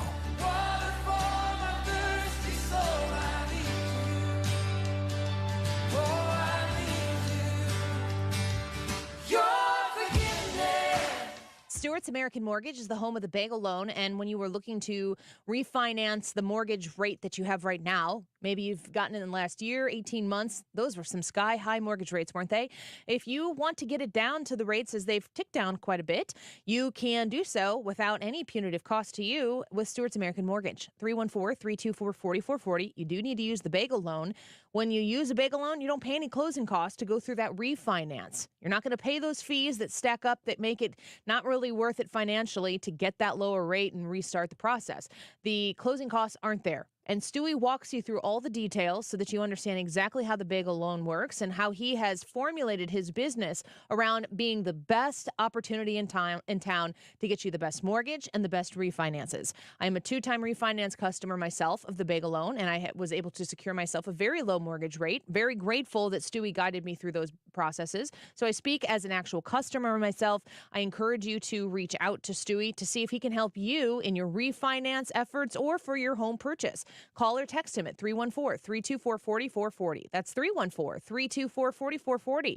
Google the bagel loan for more information. NMLS number 226715. Do you have 3 ex-wives and your current trophy wife wants a life insurance policy 3 times the size of the policies you had to purchase for your previous mistakes? If so, you need to call Big Lou at Term Provider, 800-333-1750. Big Lou is intimately familiar with your problems, and if you're 50 or 60 years old and in reasonably good health, a $1 million policy should only cost about $100 to $200 per month. Big Lou may have a solution for your previous policies as well. You may even save enough money to lighten the load on your new $1 million policy. Remember, call Big Lou. He's like you, except he's only on number 2. Call Term Provider at 800-333-1750. That's 800-333-1750 for $1 million in term life insurance that you can live with. Call Big Lou at 800-333-1750. 800-333-1750. This is a special alert to all Americans who own a vehicle with less than 200,000 miles with an auto warranty about to expire or with no warranty coverage at all. Due to a decline in the economy, CarShield is announcing a low-cost month month-to-month vehicle protection plan that is now available to the public to save any driver out-of-pocket expenses on future auto repairs. Call now to find out how you can pay almost nothing for covered auto repairs. Yes, you heard that correctly. Pay almost nothing for covered auto repairs. An open phone line has been established for all drivers to call for a free quick quote. Call 800-652-5241 now. Drivers who are covered will not have to pay for covered repairs again. This protection plan is at an all-time low. Additionally, drivers who activate this vehicle protection today will also receive free roadside assistance, free towing, and car rental options at no additional cost. Call us for your free quick quote today.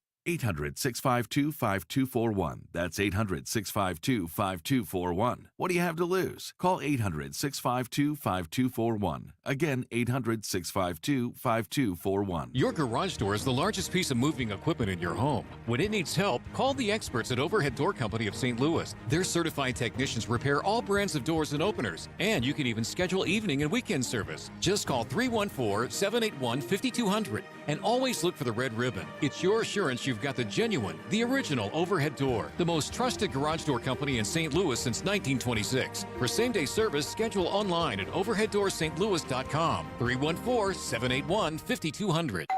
Pizza's here. Oh, great. I'd love some, but I'm worried about my stomach issues. If you're worried about having diarrhea, gas, bloating, stomach pain, or loose, oily stools, it may not just be stomach issues. It could be a condition called exocrine pancreatic insufficiency, or EPI. With EPI, the pancreas doesn't release enough enzymes to break down food, but EPI is manageable. Use the symptom checker on identifyepi.com and talk to your doctor. That's identifyepi.com.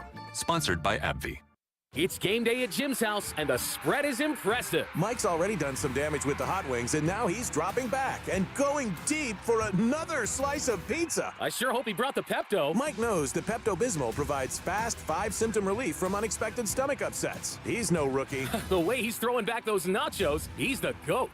Be ready for game day with Pepto-Bismol. When you have nausea, heartburn, indigestion, upset stomach, diarrhea. Use as directed. Keep out of reach of children. I was having a lot of sinus infections. My sinuses were clogged, pressure, headaches. Linda suffered for years with chronic sinus infections. You don't feel like doing anything. When you feel like your head is completely clogged, all you want to do is just lay down and sleep. And the pressure, it's just not fun, always walking around with a headache. Now, her issues are gone. How? A minimally invasive procedure done in the office of St. Louis Sinus Centers called balloon sinuplasty. I really did not know what it was like to feel like you're really breathing and not being so clogged up. I would do it again in a heartbeat, and I would definitely recommend it for someone else. Do you suffer with chronic sinus infections, facial pain, pressure, congestion? Find out if balloon sinuplasty is the solution for you.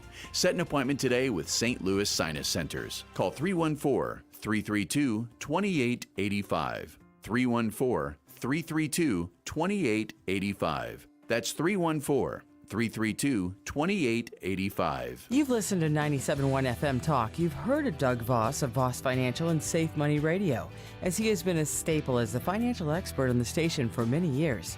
You can hear him on Safe Money Radio several times a weekend right here on 97.1 FM Talk. And you can talk to Doug Voss directly. Here's his number. Call Doug at 844-676-SAFE. That is 844-676-7233. Doug Voss is a registered representative. Securities offered through D.H. Hill Securities, LLLP. Member FINRA and SIPC. You're listening to the Annie Fry Show live from the Air Comfort Service Heating, Cooling, and Insulation Studio. 9 out of 10 homes are under-insulated. Keep the air you're paying to heat where it should be with 0% financing for 36 months on attic insulation. For details, visit aircomfortservice.com.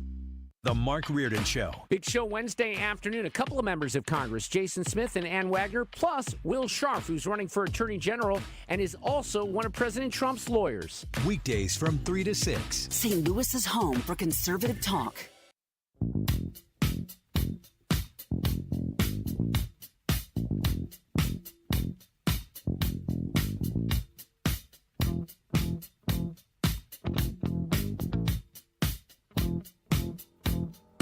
This is the Annie Fry Show.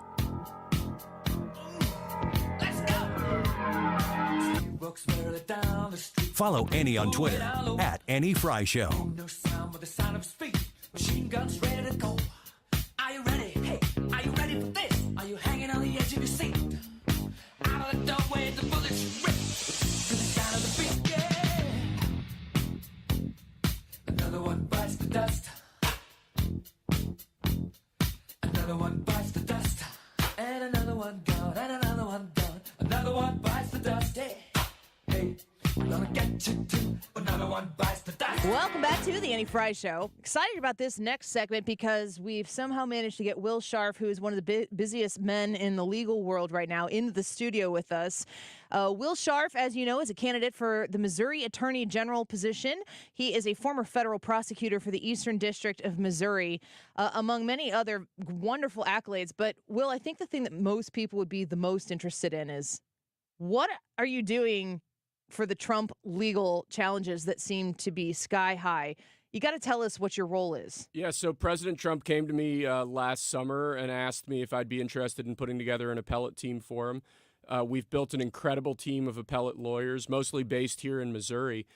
Yesterday, we were in front of the D.C. Circuit. My colleague John Sauer argued the very, very crucial issue of presidential immunity in the ongoing federal case in D.C., but it's been really a trip. It's been great getting to work with President Trump. It's been great getting to work with some of his other lawyers. He has a really outstanding team around him. But I think most importantly, what we're looking to do here is vindicate core constitutional principles, core principles of the rule of law that I think underlie all of American democracy, the entire American system, that the Biden administration and their allies are trying to run roughshod over in this desperate attempt to get President Trump at any cost. Well, Scharf, what's the implications of the immunity effort that you guys are trying to push back against? Yeah, so it's pretty crazy. No former president in the history of the United States has ever been criminally indicted before.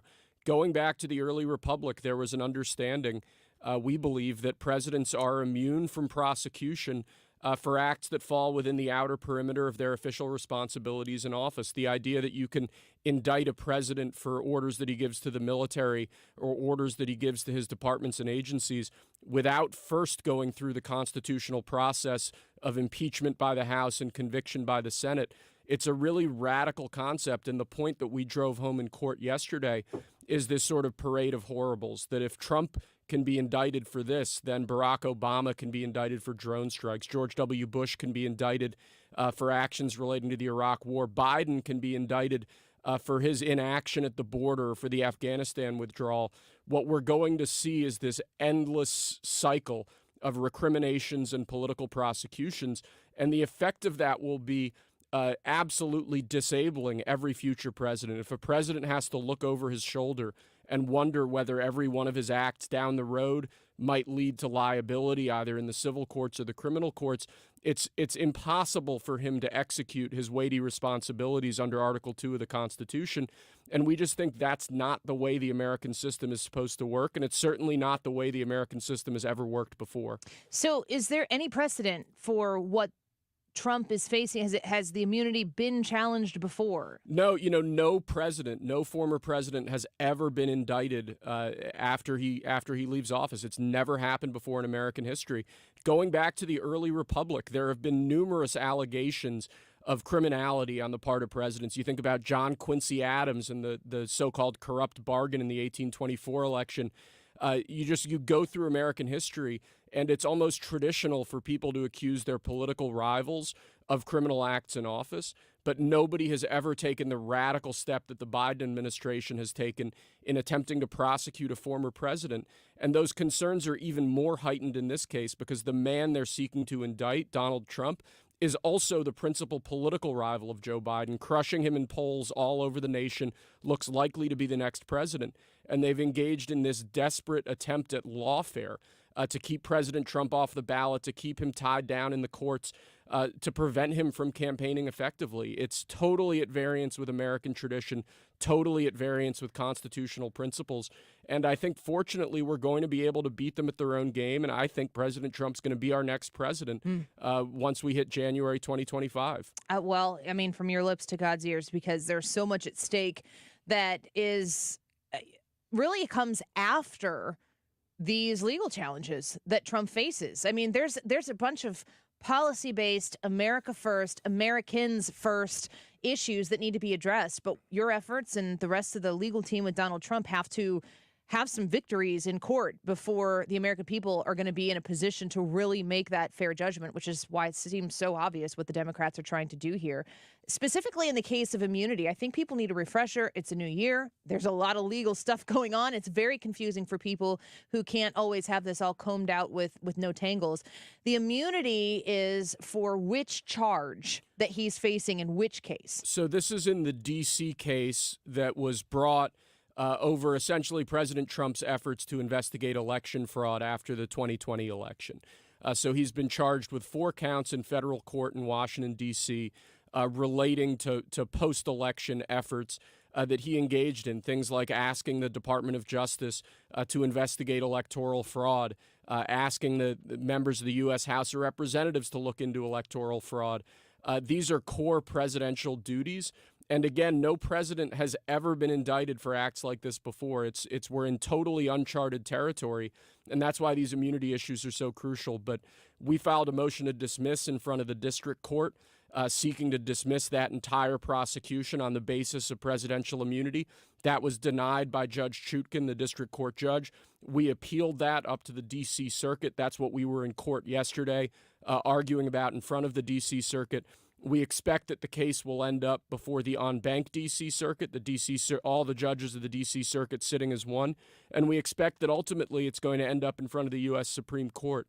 But we feel very confident in our arguments. I think they're crucial not just to President Trump, but to the proper functioning of all future presidencies, and it's really important stuff. Will Scharf in here with us. He's running for Missouri Attorney General, but he's also part of the Trump legal team and was in court next to him yesterday. Yesterday, you said you were? Yesterday I asked morning. if you made it into the court drawing, and you said that they left you out. They the court sketch artist totally screwed me. I told you to lean into Trump a little bit more. Just keep leaning in and try to get yourself in one of those. My dad's furious about it because he still reads paper newspapers and was really excited, and they didn't sketch me. So I don't know. I'll maybe next time. Maybe Seems next like time. you'd have to smile a lot longer for the camera in a drawing, though.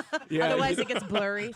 We were so focused on the legal issues. It was, we were in court for probably about an hour and a half, and the time just flew by. And it was a really interesting experience. I think my colleague John Sauer, who's another great Missouri attorney, did just an outstanding job.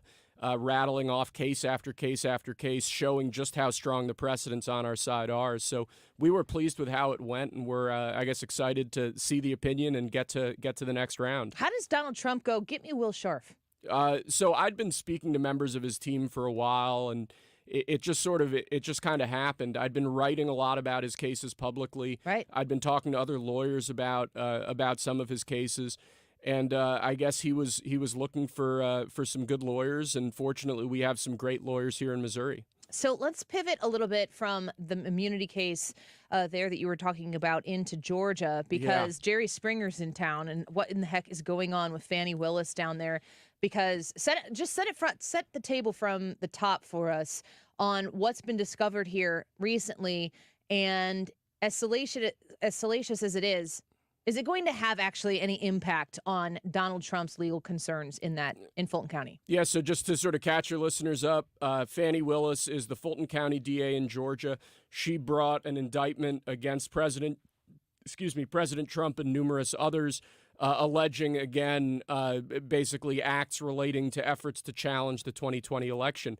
What came out yesterday is that the special prosecutor that she hired to be her lead prosecutor on this case is actually her secret boyfriend. They've paid this guy. Wait for it. Was her secret boyfriend? It's no longer secret. They've paid this guy, I think, about $800,000 of public money. He's apparently lavished her with gifts and luxury vacations and cruises and all kinds of other stuff. President Trump said yesterday, I think this is absolutely right, Fani Willis is probably now in more real legal jeopardy than any of the defendants in that case. She could face federal honest services fraud charges, misuse of public assets, potentially federal bribery. It's just outrageous. And the rabbit hole goes even deeper than that, because the guy that she hired, Nathan Wade, this lawyer, he was at the Biden White House in November 2022 for 8 hours on the same day that Merrick Garland appointed Jack Smith to be the special prosecutor. So what's coming out here is not just is this Georgia prosecution just totally corrupted, But it looks like this is part of what we've said all along, a much bigger effort by the Biden administration to interfere in the 2024 election with this broad-ranging campaign of lawfare that touches not just the federal prosecutions, but the other cases that President Trump is facing as well. There's one word that came out of the 2016 election. We heard a lot of it. It was supposed to be very implicative in Donald Trump and what we were supposed to know about him. And I'm just going to read the definition here. It says secret or illegal cooperation or conspiracy, especially in order to cheat or deceive others. The word is collusion. And I don't know if this is a lowercase c collusion or a big uppercase c collusion, but it sounds like the impropriety of relationships here is pretty significant. And the smoke coming from the gun is getting a little bit more clear for people to see. Well, and the incredible thing about this Georgia case is none of this would have come public if this special prosecutor's, I guess, wife or ex-wife hadn't blown the lid on it in the context of a divorce proceeding. Hell hath no fury like a woman scorned. And fortunately for all of us, this prosecutor was apparently kind of double dealing on his marital relationship. But the whole thing is just the more we learn about all of these cases, about all of the efforts against President Trump, the more we're discovering that the whole process is just totally corrupted. So just to drill down a little bit more on what Fani Willis was doing, correct me where I stumble here. She was taking public funds to pay her boyfriend for his legal partnership. And then those public funds, was that the $800,000? Yes. That $800,000 was then... He was then taking her on cruises. I think that didn't they go to Vegas or something like that? They were taking trips, like non-business, unless you can get a business-related trip on a cruise. We should work on that, Ryan. Yes. I'm putting you on that. Taking trips with this money that's all essentially taxpayer-funded dollars. She diverted taxpayer dollars to her boyfriend to prosecute President Trump and then apparently benefited on the back end. The whole thing is just insane. It's soap opera level stuff. And the fact that this is playing out on the national stage, it's shocking and it's startling. There's also an allegation that I think is a pretty serious one, that her boyfriend wasn't even properly appointed, that it didn't go through a normal process that any other sort of public contract would go through under Georgia law. So the appointment itself may have been invalid. The fact that she was steering hundreds of thousands of dollars in taxpayer funds to her boyfriend to try to get President Trump. It's like you couldn't write this. If this were in a movie, you wouldn't believe it. It would be an unbelievable movie. The critics would reject that movie. But that's the insane world that we're living in. So okay, we know what we know. How does the next thing happen that would actually affect Donald Trump? Because can they just take her out and put somebody else in? What happens in Georgia for Donald Trump? So that's a big question that I don't have a good answer to. President Trump's key lawyer down in Georgia is really an outstanding lawyer named Steve Sadow. He and his team are going to be looking at all of this very closely and figuring out what the path ahead is. But I keep coming back to this point that on day one, we heard breathless media coverage of each and every one of these indictments. They came out and, everyone said, this is going to be the thing that brings down Donald Trump. And the deeper we go into all of these cases, we discover that there are serious legal deficiencies with their theories of liability. We discover that normal criminal procedure has been ignored in so many ways. And now we find out that in one of the key prosecutions that the mainstream media and the left were hanging their hat on, you have these allegations of very, very serious corruption. I think in the end of the day, President Trump is going to win the same way that he did in 2016, against all the odds, against all the opposition of the mainstream media and the radical left. And I think that's where we're going here. But the fact that he's had to go through this process in and of itself, to me, is just disgraceful. Real quick, for anybody who's watching right now on the Annie Fry YouTube channel, I'm going to share the sketch that you put up on your Instagram. I don't know that that's supposed to be you. Is that was the location where you were sitting? They got the receding hairline right, but they seem to have added about 150 pounds to me, and I don't know. It's not a flattering sketch. I'm happier saying that it's not me than that it is me. It looks like lean muscle. It's quite a jawline. I Trump can't is squarely focused on you, sir. It was reported in the New York Times that he was passing me notes and whispering to me. So I'll rest Check on yes or no. I'll rest on that. But no, normally in an appellate argument like that, your client doesn't come to the courtroom. It was pretty rare for things to be squared up that way. But I think to President Trump, it was really important for him to really focus attention on just how radical the government's theory is here. The idea that a president can be criminally prosecuted for his official acts in office without first going through the constitutional process of impeachment and conviction, it's so radical, it's so dangerous to our republic. I'm glad he was there. I think he was glad he was there, and hopefully we'll see some wins in the coming months. Last question. You might have answered this a little bit earlier in our conversation, but just to restate, Donald Trump is facing an enormous legal challenge. They keep coming up with new things. So many different cases seem like they're going to result in whatever the Supreme Court has to say about it. Will this keep Donald Trump from being able to win the presidency?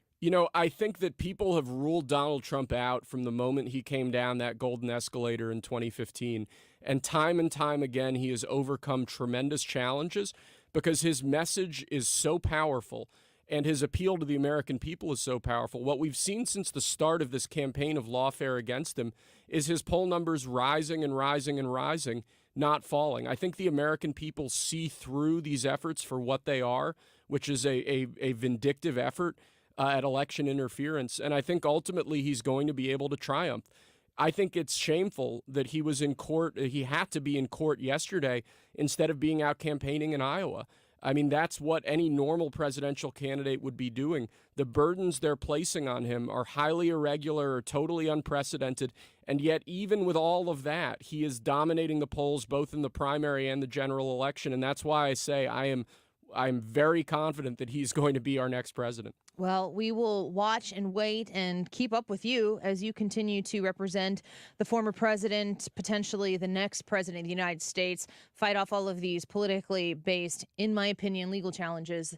And glad to hear a little bit of optimism from you. I really appreciate you guys having me, as always. Yeah, of course. Will Scharf with us. He is a former federal prosecutor for the Eastern District of Missouri, a part of Trump's legal team, and a candidate for Missouri Attorney General. Quick break. We'll be right back.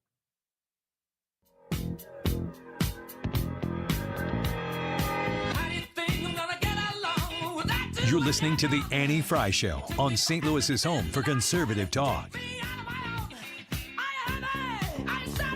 Find the podcast, on-demand audio, and more at 971talk.com/Annie.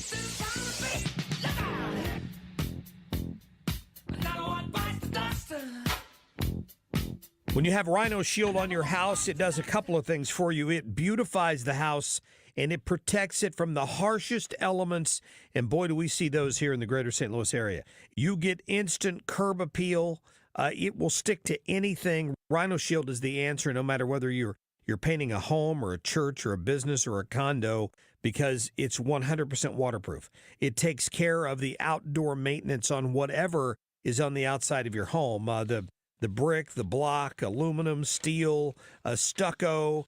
They can put this on with the 2 to 3 coat process. They're there about a week, and they do a great job. A lot of businesses have done it in the area. Several Firestones have done that. Vantage Credit Union over the years, Harlan Packaging down in DeSoto.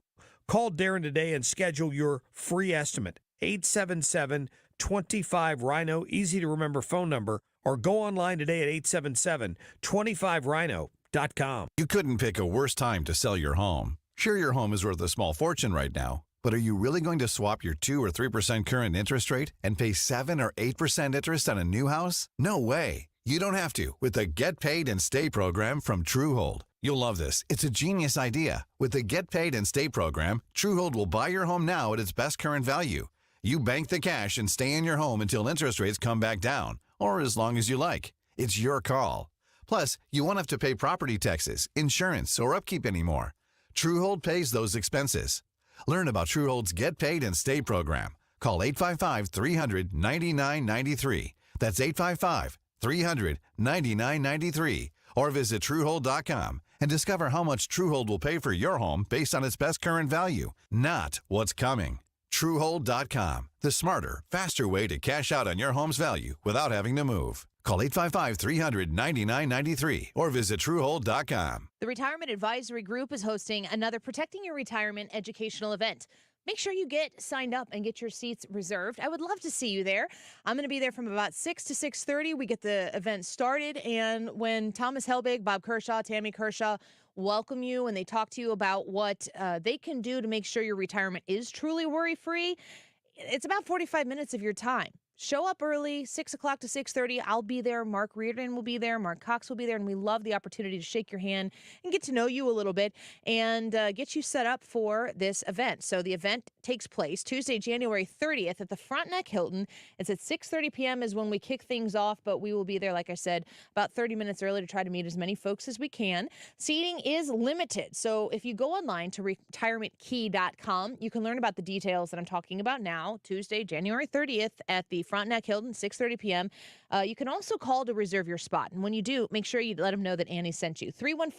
314-993-9494. That's 314-993-9494. Online at retirementkey.com. Victory Men's Health is making it easier than ever before to feel like your old self again. Mark Cox here from my friends at Victory Men's Health. Now they're offering telehealth. You reside in Illinois or Missouri, the process is easy. Just go to their website, pick the service you're interested in. Maybe it's semaglutide for weight loss or hormone therapy or micronutrient testing. Once you've made your selection and your results are in, they'll do a video telehealth consult to review. Go to victorymenshealth.com. The choice of a lawyer is an important decision and should not be based solely on advertisements.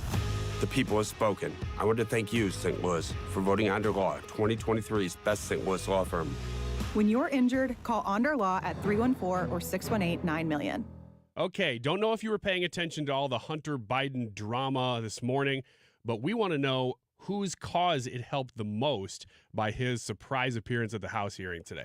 Democrats, Republicans, or was it just Hunter Biden's? That's the Annie Fry YouTube live chat poll. Let us know what you think and why. 151. This time check is sponsored by Jerry Kelly Heating and Air Conditioning. It's time for a $98 furnace tune-up. Big ideas, real debate, solid entertainment. It's all here on St. Louis's home for conservative talk, 97.1 FM Talk.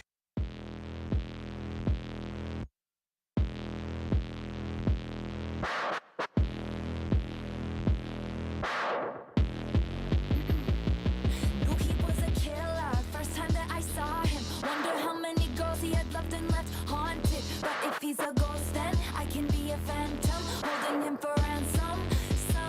Some boys are trying too hard. He don't try at all, though. Younger than my exes, but he acts like Welcome back to the Annie Fry Show. It's It's your daily encounter with Taylor Swift. You know what? Now we got that out of the way. I kind of like that song, though. Oh, it's a great song. Yeah, it's cool. That whole album is great to run to. It's got a similar pace throughout the whole thing.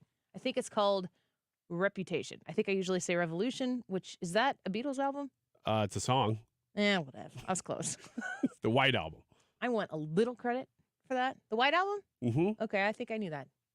I think that I thought Revolution was the White Album. It's just on the White Album.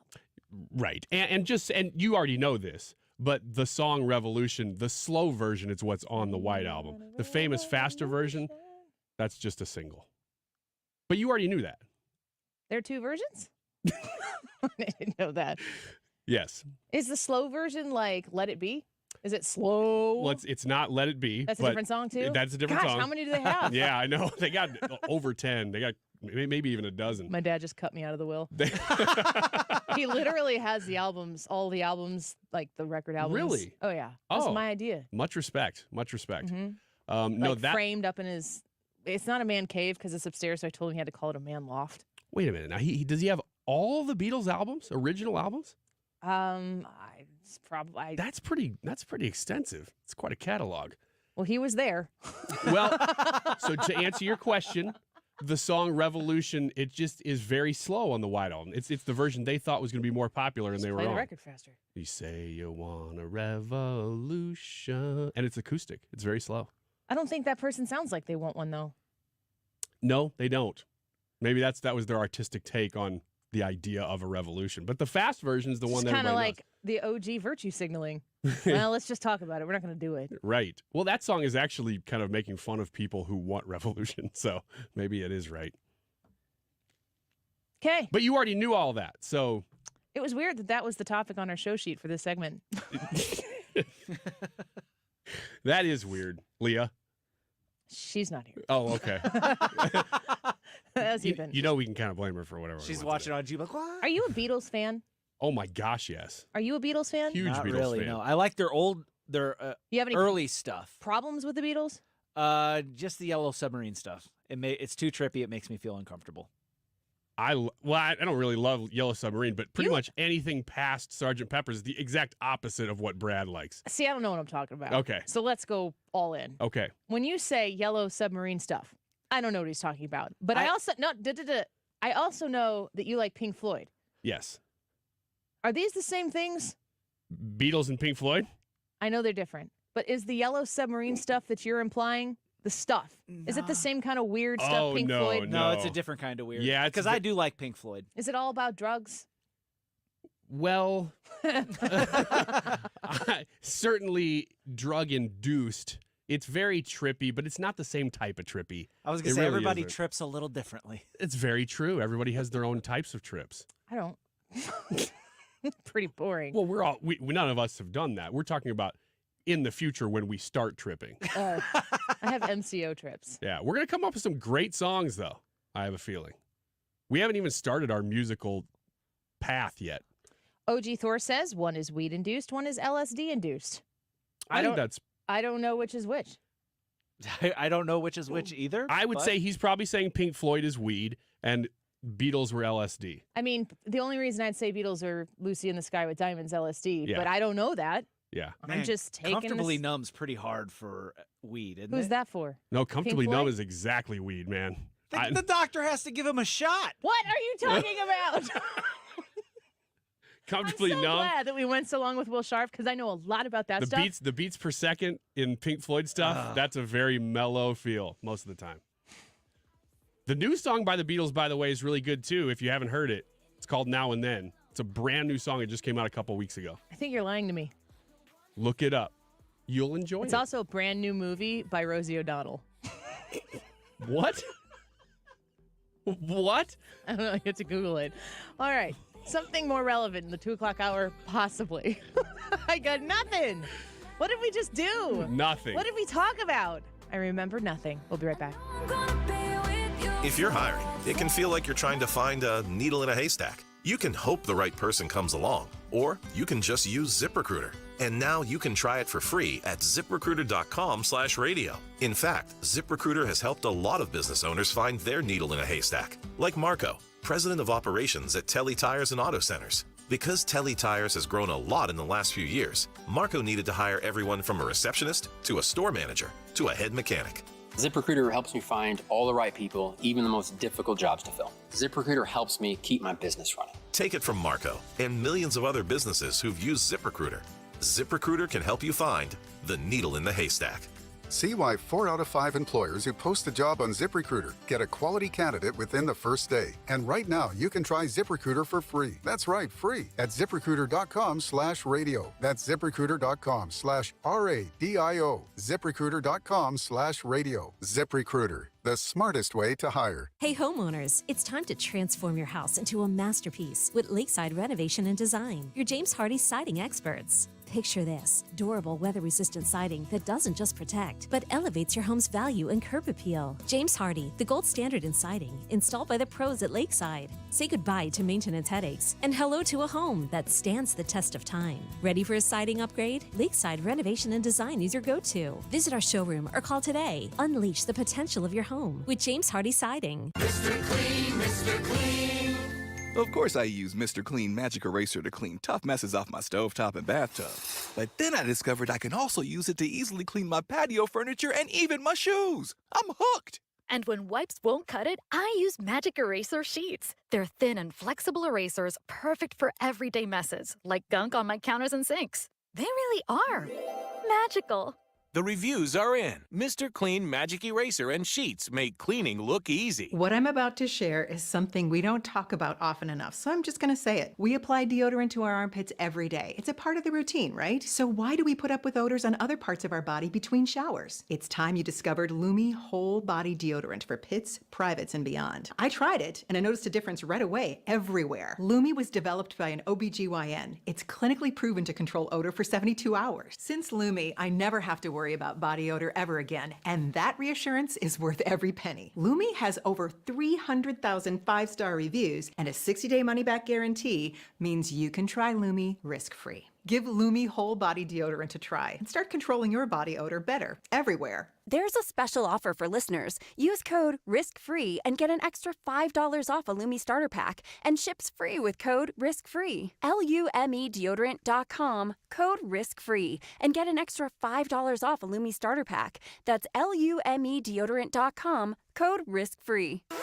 KFTK FM Florissant. From the Under Law Injury Lawyers, GetJim.com studio. 97.1 FM Talk. Always live on the free Odyssey app.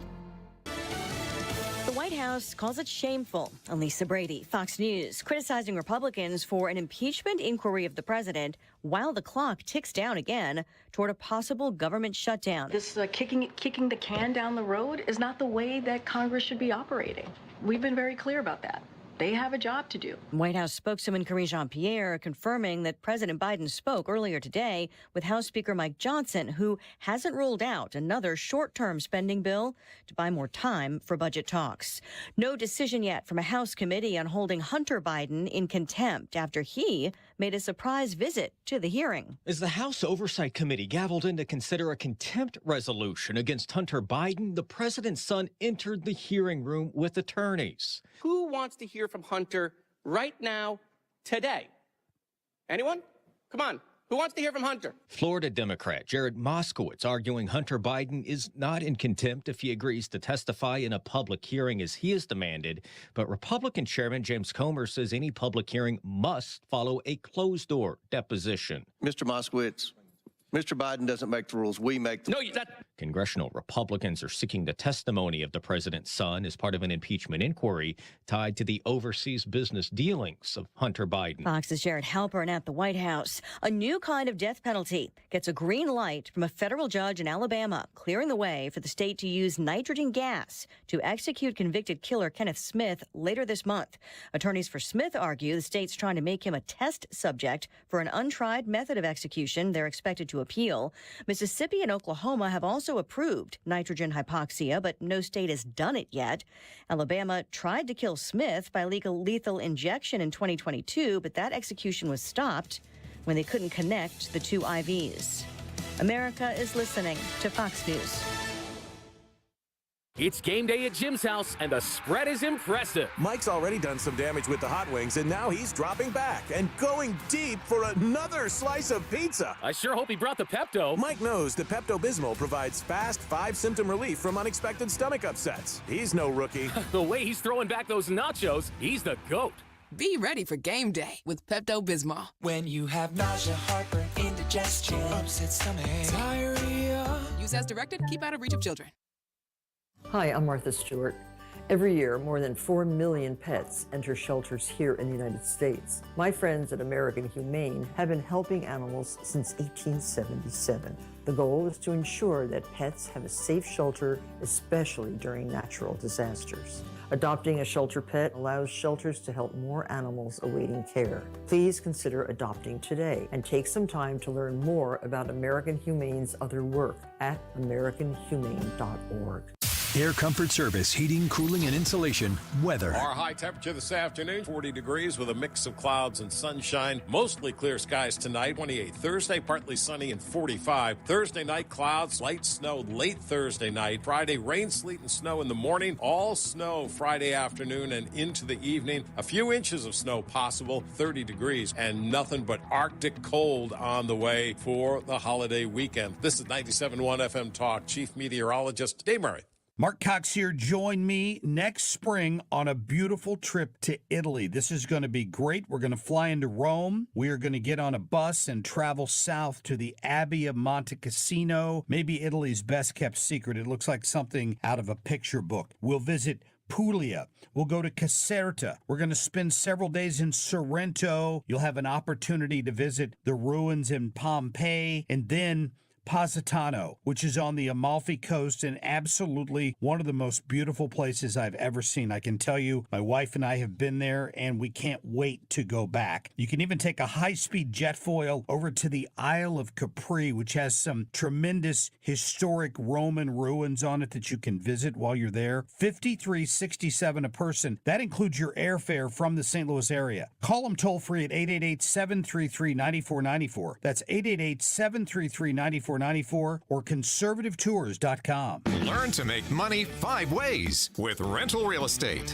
Double your money with apartments and get your map to financial freedom. And that map starts with a free workshop. Sign up now at lifestylesunlimited.com. Click on the Join Free Workshop tab and attend online or in person. That's lifestylesunlimited.com. Lifestylesunlimited.com. Again, that's lifestylesunlimited.com. Limited seating, unlimited potential. Are your wiper blades chattering, skipping, or squeaking? Purchase new wiper blades from O'Reilly Auto Parts, and they'll install them for free. See better and drive safer with O'Reilly Auto Parts. Stop by today or learn more at O'ReillyAuto.com. The choice of a lawyer is an important decision and should not be based solely on advertisements. I'm Jim Onder. No one should be injured or be the victim of assault when using a rideshare service. These companies need to be held accountable. Onder Law. Call 314 or 618-9000 to learn more. St. Louis's destination for questioning the narrative. Your home for conservative talk. This is 97.1 FM Talk. The Annie Fry Show YouTube live chat poll of the day is sponsored by Ruler Foods. Low prices, no coupons. Ruler Foods. That is exactly what I needed to hear. Thank God someone here knows what they're talking about. That's us. That's right. Gotta love this American ride. All right, you need to take the time and get the full picture.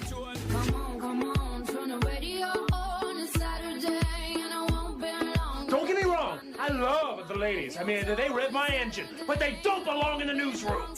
It is Anchor Man, not Anchor Lady. What do you want from me? I'm not America's sweetheart. Goodness sake, kid. Keep your voice down. Your father's listening to the radio. I'm not America's sweetheart. This is the Annie Fry Show. Welcome back to the Annie Fry Show. We're grateful that you're here with us on this Wednesday afternoon. I imagine that the Republicans were pretty stunned when Hunter Biden showed up today for the hearing to hold Hunter in contempt. This is, I really feel from my casual, I'm not a casual observer. That's not fair to call me a casual observer, but from somebody who is not privy to all of the goings on of what takes place behind closed doors, from the outside looking in, how does Hunter Biden not come off as the biggest punk in the whole world? Oh, I agree. After watching this today, sleazeball. Most of America were not tuned in at 9:30 when this was happening. So everybody's going to consume this after the fact and go, what the heck is this? Why is he because he's making a bigger deal out of himself. Like a narcissist. And most people want him to go away. Both sides of the aisle. Yeah, I think Joe Biden, I don't understand how any of this helps Joe Biden. No. And I can only surmise how it hurts him. Yes, me too. Jonathan Turley reacting to this madness. Let's listen in and see what Jonathan Turley had to say about it on Fox News. Well, in the old days, they did have that authority. They even had a jail in the basement of the Capitol. Today, it's a little more laborious. They have to vote through the committee, go to the floor, and then give this to the Department of Justice. But this was just doubling down on the open contempt of this committee. And to see Democratic members participate in this is really quite breathtaking. I mean, you can't control when the circus comes to town, but it doesn't mean you throw on the big big shoes and red nose and join the clowns. I mean, this was really a moment that should have been outrageous for all the members of that committee. He is in flagrant contempt. There is no debate as to whether he has committed contempt of Congress. And in showing up like this and taunting the committee again, we will have to wait to see if any Democrat will do as Republicans did and vote for a contempt of a witness, even though their party does not welcome that prosecution. So Jonathan Turley reacting on Fox News with Martha McCallum about the news of this morning. There's the big sore thumb for me in this whole situation is the comment that I've heard multiple people make now, that there are cameras, extra cameras that are there, that Hunter Biden is making a documentary, and that he potentially just decided to make his stage the House of Representatives today. Even more gross. Yes, and that's what Bill Hemmer and Dana Perino both implied, that this was something that was obviously was planned ahead of time, but why? And if the documentary was there doing that the whole time, then yes. I mean, you said narcissist a second ago. You're a narcissist just if you do that, let alone you do that as the hopeful climax to your own movie about yourself. I mean, you're kidding me. This guy is such a joke. I can't believe that the Democrats have decided to take up his cause. Everything everybody knows about him is just go away, Hunter. And it's like I guess they have to defend him because he's there now. Let me float a theory for you. What kind of person acts that way? Either a lunatic or somebody who knows there will absolutely be no consequences or repercussions for him, knows that he's sitting on a presidential pardon, knows that he doesn't have to worry about the legal side of this. He just knows he's going to get off because dad's going to get him off every time. We hear from the left over and over and over again that no one is above the law. Yes. I mean, you couldn't say F you to the law more than what Hunter Biden did today. I don't think that you could do that. It's really amazing that, and it wasn't as if he was doing it alone. There were members of that committee, Democrats, who had to have known ahead of time, that this was going to happen. They were prepared for it with statements. They knew that this was going to happen. And yet they thought, well, yeah, this is a great idea. Let's do this. I think he's a loser. And I think that he is... Okay. Let me go out on a limb I have no business going out on. You ready for this? I'm always ready for this. This is so stupid. So I've started watching Harry Potter movies. You didn't see that coming. Here we go. All right. No. Here we go. But I can only tell you what I've seen. Listen, don't even comment. Stop writing the comment right now. I know the books are better. I'm not going to read them. I don't have time for that. I'll read them when I retire. I'm not going to read the books. I have just in 2024 found time to watch the movies. I'm through the third one. Is the third one Azkaban? Yes. I'm through that one. Now you're past where I know. You don't know that one? Well, I've seen the movies, but when you say which one's the third one, now I've lost. I don't know what you're talking Prisoner about. of Azkaban. Okay. I've very much so enjoyed the movies. I have been accused of what did the person on Twitter? I said something really stupid like, started watching the Harry Potter movies. You guys seen these movies? They're pretty good. I know that I'm the last person to see them. But somebody said that I was like reinforcing the benefits of evil or something like that. And I'm like, not really.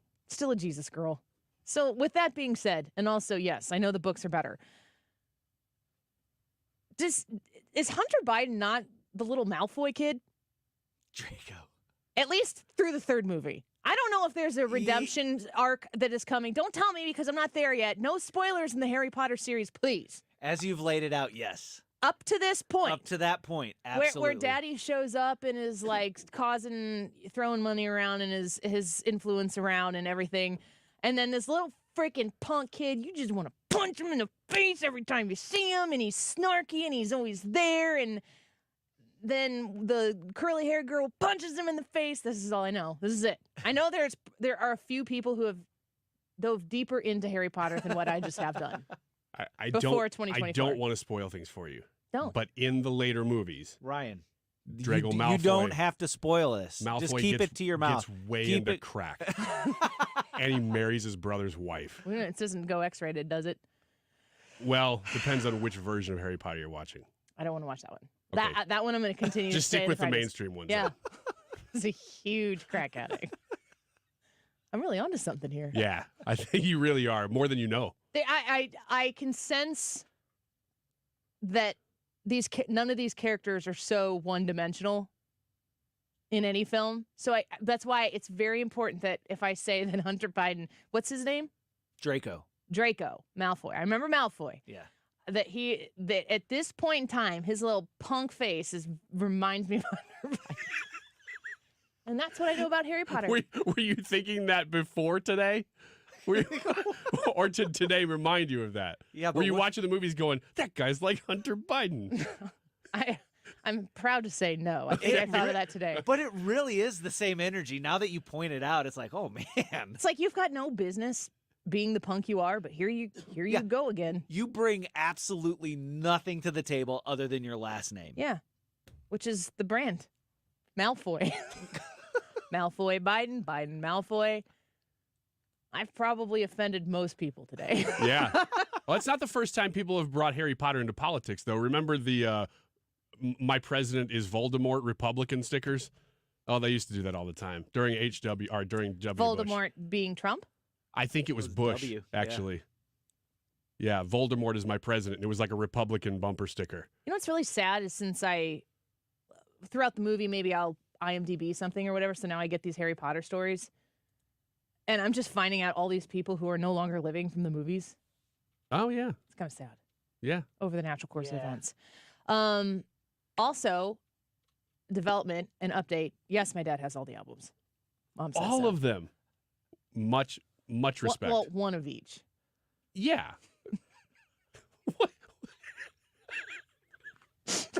Thank you for that clarification. Wait a minute.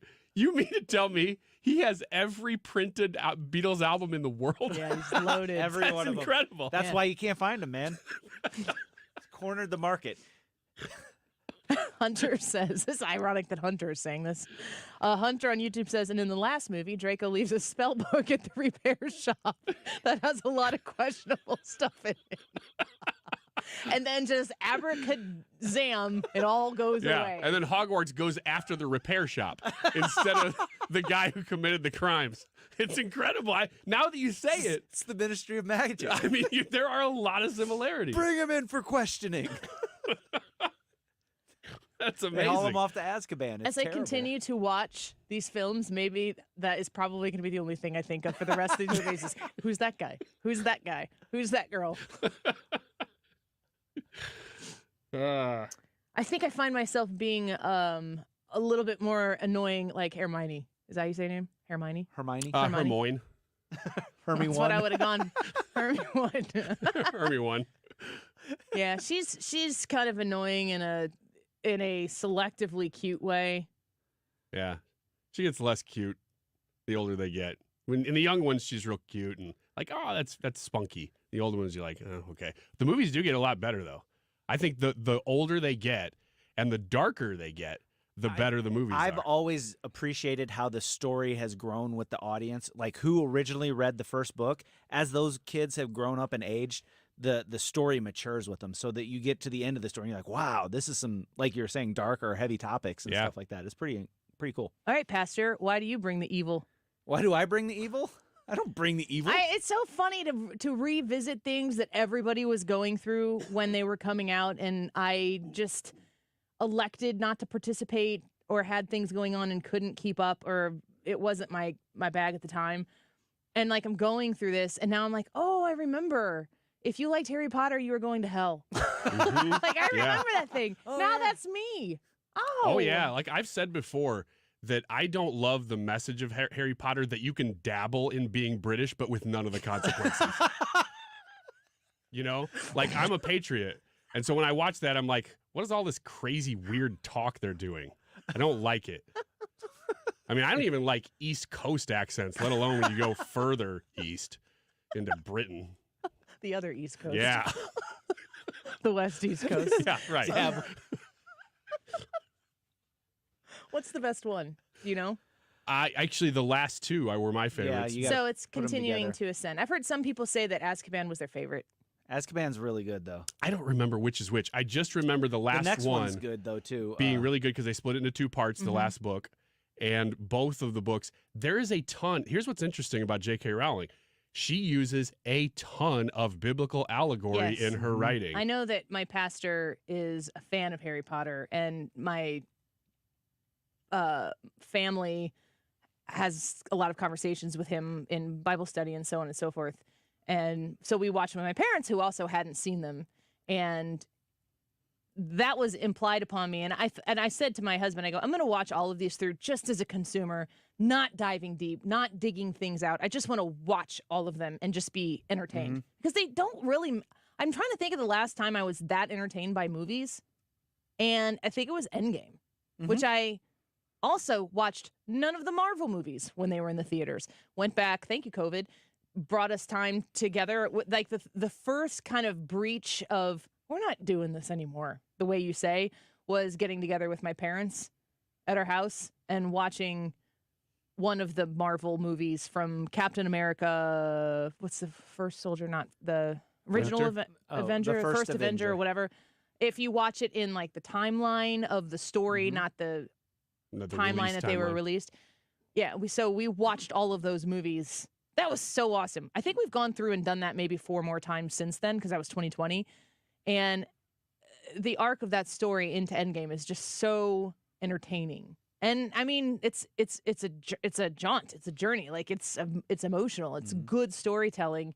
And I know that I'm not the person who's seeing the most movies. There's a ton of stuff out there that I haven't seen. I'm working on it. But the Harry Potter franchise, we just said, okay, fine, let's do it. My 7-year-old daughter, she's like, everybody at school always talks about Harry Potter, and I haven't seen any. We're like, you want to watch it? Are you sure? She's like, yeah. So we're really doing it for her, and they are kind of scary. That we've actually stopped. So mine are 9 years old. We've stopped them at a certain book and movie and said, well, every year you get older, you can read the next one, because they do get pretty intense. They get darker. I was not prepared for the spiders. I don't even remember that. Too. Well, I'm trying to forget it. Okay. I just didn't watch it.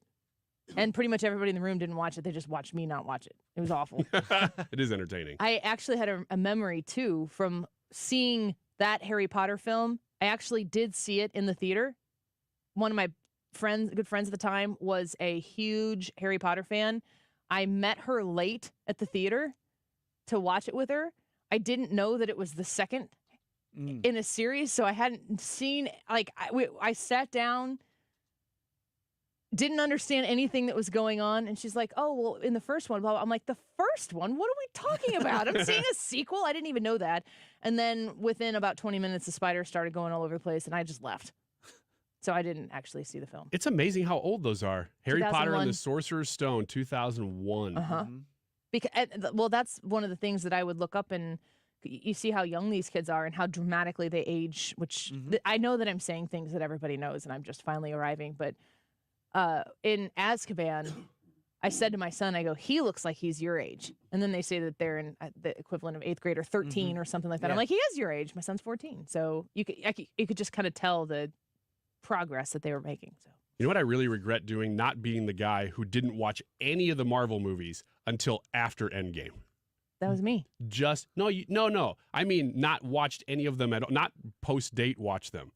Like, really be into just the Marvels and all the stuff that's come out just recently. Oh, no. I haven't watched any of those. Just to be a jerk to all the real Marvel fans. I do enjoy watching something take the country or the world by storm and then waiting for its completion and then being able to jump into it. I dedicate like 2 or 3 months of my life to it. When I always say to my husband, we watched Sopranos over my maternity leave. Game of Thrones we watched after the fact. West Wing we've watched after the fact.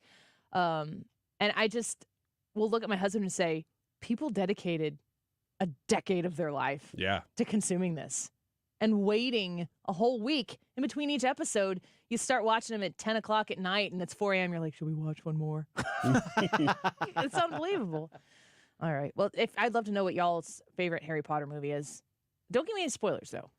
Hunter Biden is Draco Malfoy. Up until movie 3, though.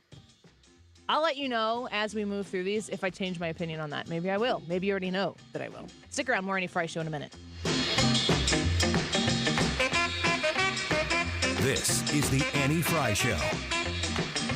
Follow Annie on Twitter @Annie Fry Show.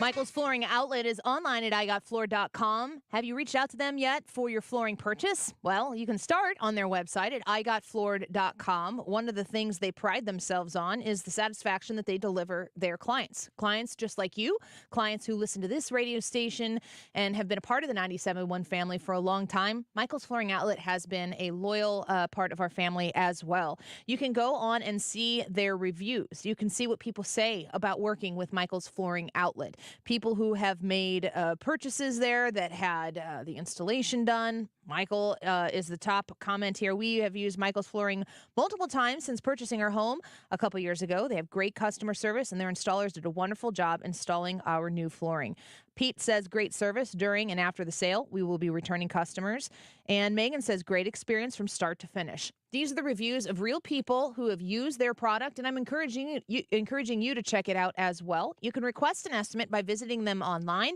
Ask them about their flooring, their vinyl, their tile, their Mohawk Smart Strand carpeting, maybe the Techwood Plus hardwood flooring. Whatever you need, they got it at Michael's. Find them online at igotfloor.com. So, you got a new gadget over the holidays. Don't forget to listen to your favorite station on Odyssey. Unwrapped a new Amazon Echo or Google Home? Be sure to tell your smart speaker to play your favorite station. Received a new Sonos speaker? Check on Odyssey on the Sonos app for access to hundreds of stations. Got a new phone? Don't forget that the Odyssey app is the only way you can jump to your favorite show with Rewind. No matter what you received this year, listen to your favorites with Odyssey. Download the free Odyssey app today. AUDACY. The IRS definitely ramped up operations since the pandemic slowed them down, and activity only increases from here. Hi, this is Lance Story with the Lance Story Law Firm. If you're currently under audit or you haven't paid your taxes in the past, now's the time to call the Lance Story Law Firm. The IRS has a published Taxpayer Bill of Rights, which says you have the right to retain legal representation. Because IRS problems are legal problems, and the Lance Story Law Firm focuses specifically on addressing IRS issues for our clients. It's all we do. We get out in front of the IRS, devise the best resolution plan, and work to make sure you're able to take advantage of every program you're qualified to receive. So before you send money to some out-of-town, high-pressure company, call the Lance Story Law Firm. We're local, located right here in St. Louis, or visit Lance, DRURYlaw.com to schedule your free consultation with your local tax resolution law firm, the Lance Story Law Firm, 314-260-6120. The choice of a lawyer is an important decision and should not be based solely upon advertisements. We all hear the radio ads about the IRS. They tell you to be afraid, to be scared, and they try to frighten you into calling. I'm not here to do that. Tax Relief Advocates is different. TRA is here to tell you that if you owe money to the IRS, whether it's $5,000, $50,000, or $500,000, we have a solution. It doesn't matter if you're sitting in your car, at work, or with your kids. No matter where you are, call now. 800-575-6986. Don't lose hope. TRA can eliminate or reduce what you owe to the IRS. There is zero risk to you. If we can't reduce your tax debt, then you pay nothing. Our passion is taxes and helping individuals fix their IRS problems. We have a 5-star rating on Google and Yelp and an A+ with the Better Business Bureau. You don't need to be afraid of the IRS any longer. End your tax nightmare today by visiting us online at TRA.com or call 800-575-6986. That's 800-575-6986. Tax Relief Advocates. Real solutions for real people. Join us at Odyssey as we all do our one thing. Together millions of things for our planet. This new year, make some resolutions that will improve the environment. Resolve to use less gas in your car. You can carpool to work a couple of days a week. Use public transportation like buses or trains. Combine errands to make fewer trips. And take a walk for any distances of a mile or less. And think about an electric car when looking for your next vehicle. When we each share our one thing, it becomes 100 things, 1,000 things, 1,000,000 things for our planet. What's your one thing? You're listening to the Annie Fry Show live from the Air Comfort Service Heating, Cooling, and Insulation Studio. Air Comfort Service is proud to support Greater St. Louis Honor Flight. Sign your veteran up for the Honor Flight today at gsLHonorFlight.org. And for heating services, visit aircomfortservice.com. Want to listen to 97.1 outside the listening area? There's an app for that. Download the Odyssey app, and one tap will turn the station on. The Odyssey app for 97.1 FM Talk.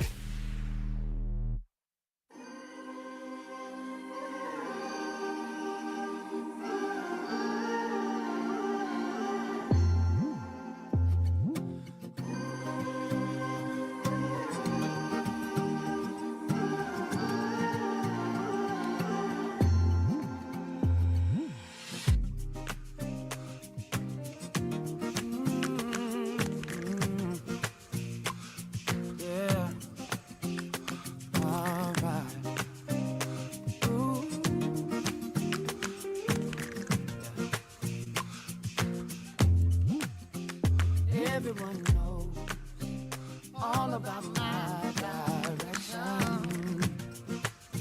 And in my heart somewhere, I wanna go there. Still I don't go there. Everybody says, say something, say something, say something, say something, say something, say something. Welcome back to the Annie Fry Show. You guys know who Kaylee Cuoco is? Yeah. Yep. Big fans? Mm-hmm. I love Priceline. That's the only work I'm familiar with from her. Thank you. Yeah, you're welcome. I have been a fan of her since, what was it, 8 Simple Rules? How do you feel about Flo? Flo's got her moments. I think she writes some of those ads. I think she's the stand-up comedian Yeah. that landed Her that name's gig. Stacy something. She can't be that important to I you. saw her. I saw her in like I was watching a movie. I think it was like Blades of Glory or something like that. And I was Yeah. like, oh, that's Flo. Yeah. Come up to me. Call me Stacy. Kaylee Cuoco is from Fox News. Kaylee Cuoco's flight attendant training for a television series couldn't prepare for an infuriating incident with a passenger in real life. Do you just assume that someone like Kaylee Cuoco flies private? I don't know why I would assume that. But it's weird to think about her just being on the plane next to you. Yeah, isn't that weird that these major stars sometimes they are people take pictures of them being on planes. You're like, oh, Yeah. I guess he's just flying commercial, just like usual. Like, why wouldn't you, though? I mean, I guess at a certain level of wealth, you would fly private, but maybe she seems like she would be Well, at there. least first class or whatever that is. So what's this? Wasn't she Big Bang? Yeah, and Big Bang Theory huge, made right? a lot of money at the they're in end of that run. And they're in syndication. Yep. So she's got to be doing just fine. And then I'm sure Priceline's paying her pretty well, too. Cuoco, who stars in, quote, The Flight Attendant, end of quote, recently shared a story of her experience flying with her now 9-month-old daughter and her boyfriend, Tom Pelfrey. According to Fox News, the Big Bang Theory star was a guest on Jimmy Kimmel, and I saw this story being reported, and I want to know, I'm not going to tell you what I think about this. I'm going to let you guys react to it first. Are you familiar with the story? I saw the headline, but I didn't read it. You're not? She told the host she was, quote, so terrified about flying with Matilda, her daughter. Cuoco noted that she and Pelfrey took every caution to prepare and try to make the flight over Thanksgiving as seamless as possible. The couple even brought a sound machine to help Matilda get to sleep. Okay. So she's crying on the plane, she said. She finally falls asleep, and she's on Tom, and the sound machine is on, and we're finally like, ugh, sigh of relief. The steward comes over, and he's like, hey, one of our passengers would love it if you could turn the sound machine off. And I'm sitting here like, oh, my God. This is her quote. Okay. Apparently she has good writers. She added, and I can feel Tom be like, hey, ask the passenger if she wants to hold our screaming child when we turn it off. I mean, ice went into his veins. Kimmel offered sympathy for the flight attendant who had to relay the message to Cuoco and Pelfrey. Cuoco agreed while noting the couple were so angry with the fellow passenger.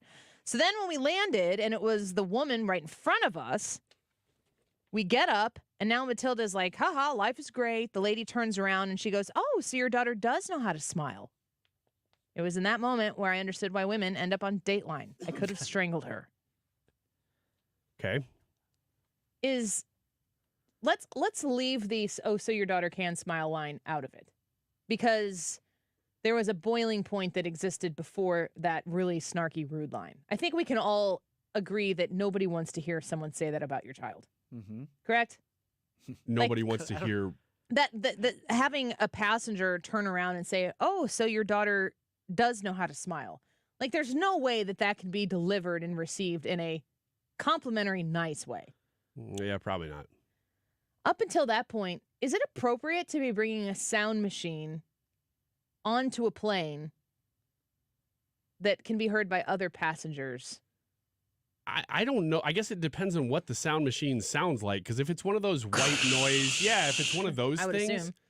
like just it's a fan noise or whatever, there's just nothing. I wouldn't think that would be a huge problem because that's kind of what a plane does anyway. I think it seems like you're just turning up the natural volume of a plane. I don't know why that would be a huge problem if it was working. Now, if it's not doing anything, then. And if for some reason it's louder than I'm able to hear my movie that I'm trying to watch in front of you, then I guess it could be a problem. I think if you were sitting in front of somebody who had a white noise machine and it was audible enough for you to notice and hear for the duration of a flight, it wouldn't bother you at all. If it's drowning out the sound of a child screaming, then I think I'd rather hear. The child was asleep. That's what she said. She said that that the child was, I just read it. Hey, one of her, let's see here. Now I got to go back. She finally falls asleep and she's on Tom and the sound machine is on. And they had this sigh of relief. Okay. So the baby is asleep. And I would agree with you that the ambient noise of an airplane is soothing in and of itself. But Kaylee and her husband, or boyfriend, I should say, believe that there's an additional sound that is needed to be maintained through the course of the flight. So the implication here is that she turned the sound machine off. I guess the kid didn't start screaming because she didn't say that was part of the story. No, my initial reaction is that I don't know that I would be bothered by it, but it would depend on how loud it was. If it was really loud, as the passenger, you would not be bothered by it. I don't. My initial reaction is no. What do you think?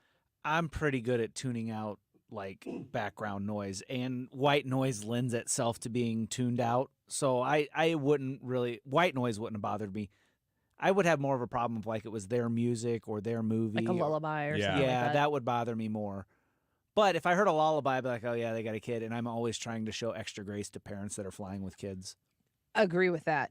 Do you think that the default, though, is not to be playing things that are audible for other people to hear? I mean, because to me, the easiest solution is that passenger should have put their headphones on. Like, you can't board a plane without some sort of gear for your ears to help make your teeny tiny space peaceful how you want to have it. I mean, I will put headphones in and turn on white noise on a plane if it's particularly noisy or if there's always a loud talker. The one who is 8 rows behind you and is telling you all about the trip that they're taking, and you can hear it all. Their voice just permeates the atmosphere.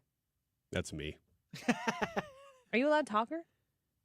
My voice projects pretty well. The last time I flew with Ryan, he just wouldn't stop. Yeah, he kept telling people where I lived. That's true. That is true. Yeah, I was like, knock it off.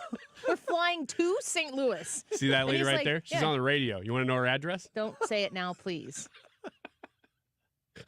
I had to tell him stop, and Brad had to tell him stop. Both of us had to be like, stop. It was just small talk with a stranger. For whom? Just share your address then. No, that's inappropriate. I don't think that, first of all, the passenger asked the steward, as she said, which I don't even think you're supposed to say anymore, but if she says it, we can say it right. I don't know if that's how it works. The passenger asked the steward to do something about it. Is that better than asking yourself? I don't know. I don't know. If it's Kaylee Cuoco, I probably would ask because I'd say, you know what? I feel like I know you a little bit. So I can boss you around. So since we have this relationship that you didn't know we had, would you mind? Yeah, I don't know. It's tough to turning around and talking to somebody. It's just awkward. The thing about it though is like anytime you go through a third party or third medium, it's hard to convey tone. Yeah. And I feel like talking to the person yourself face to face helps you control your tone as well. I feel like if the person was close enough to me and it was that big of a deal, I might say something myself first. I think in the air, you should go through the steward. I don't think if your tone is the nicest tone you could ever tone, that doesn't mean that person's going to take it that way. And the less you have passengers interacting, if I were a flight attendant, I would not want passengers talking to each other. Man, the most annoyed I've ever been on a flight, and this has happened a couple times, is you have a kid behind you who's probably sitting on somebody's lap or maybe not, depending on the age of the kid, just kicking the back of your chair over and over and over. It is the most annoying thing. And I still try to have grace in that situation because I don't really know what else to do. Because I'm not, if you ask the kid, stop kicking my chair, they're going to remember for 5 minutes. I really don't know what to do in those situations, to answer your question. I think the appropriate thing to do is talk to the flight attendant, and they should be able to gauge, too, if it's an appropriate ask. They're not going to ask something that's inappropriate, and they do it all day, every day. Yeah.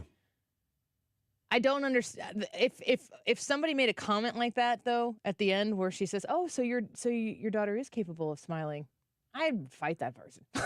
I would use my words, but I would not. That would, after a stressful flight and you're doing everything you can, and somebody wants to make that comment, I wouldn't take that. I don't know. Flights are tough because you are just in such close quarters with strangers. And sometimes the strangers are very weird and smelly. JS says, please, if you can't take a screaming kid, drive. As a parent, you should not bring anything that makes noise in a public situation. I kind of believe that. And I think you need to try to do, you need to identify that parents often, probably not all the time, but I've never been personally in a situation where there's been a noisy kid on a plane and the parents are anything but maximum stressed out, very aware. They've been dreading this moment. Everything is melting down, and all they want to do is land and get off the plane. And when you see that they are in that mindset, I can't have anything but sympathy or empathy for them. And I'm glad when I do see parents in that mindset, not that I want them to be all stressed out, but at least they're thinking about it. Because when you do see parents who aren't, that's when you go, okay, you need to come in with a plan here because you are affecting everybody around you. And if you don't care, somebody's going to have to make you care. Scooter says, all it took was one screaming baby on a flight from Lambert to LaGuardia, and I bought the best noise control headphones I could afford. That's what you got to do, is you have to control what you can control. And I don't really think that you should be bringing noise machines onto planes. And I think that's a step too far. And if you're saying that it's noise machine or crying baby, everyone's going to pick the noise machine. So you're doing the best you can. But this other woman, put some headphones on and mind your business. I mean, how long could the flight be? It's pretty wild. She said it was for Thanksgiving. All right, let's take a quick break. When we come back, let's discuss it. YouTube live chat poll time. Whose cause is helped by Hunter Biden's surprise appearance at the House hearing today? The Democrats get some help? Do the Republicans get some help? Or the Hunter Biden help his own cause? We want to know what you think. Go to the Annie Fry YouTube channel. In the live chat portion of today's live broadcast, you can vote. We'll read those results and get our reactions and yours as well when we return. Let's see here. Andy said he's just creating more attention for himself. Doesn't seem like a good idea to me. Russell says, I voted Hunter. Not sure why I think it helps him. Maybe helps his documentary, but don't think it helped Dems or Republicans. Just another clown show. Let us know what you think. We'll be back in just a minute. You're listening to The Annie Fry Show on St. Louis's home for conservative talk. Follow Annie on Instagram at The Annie Fry Show.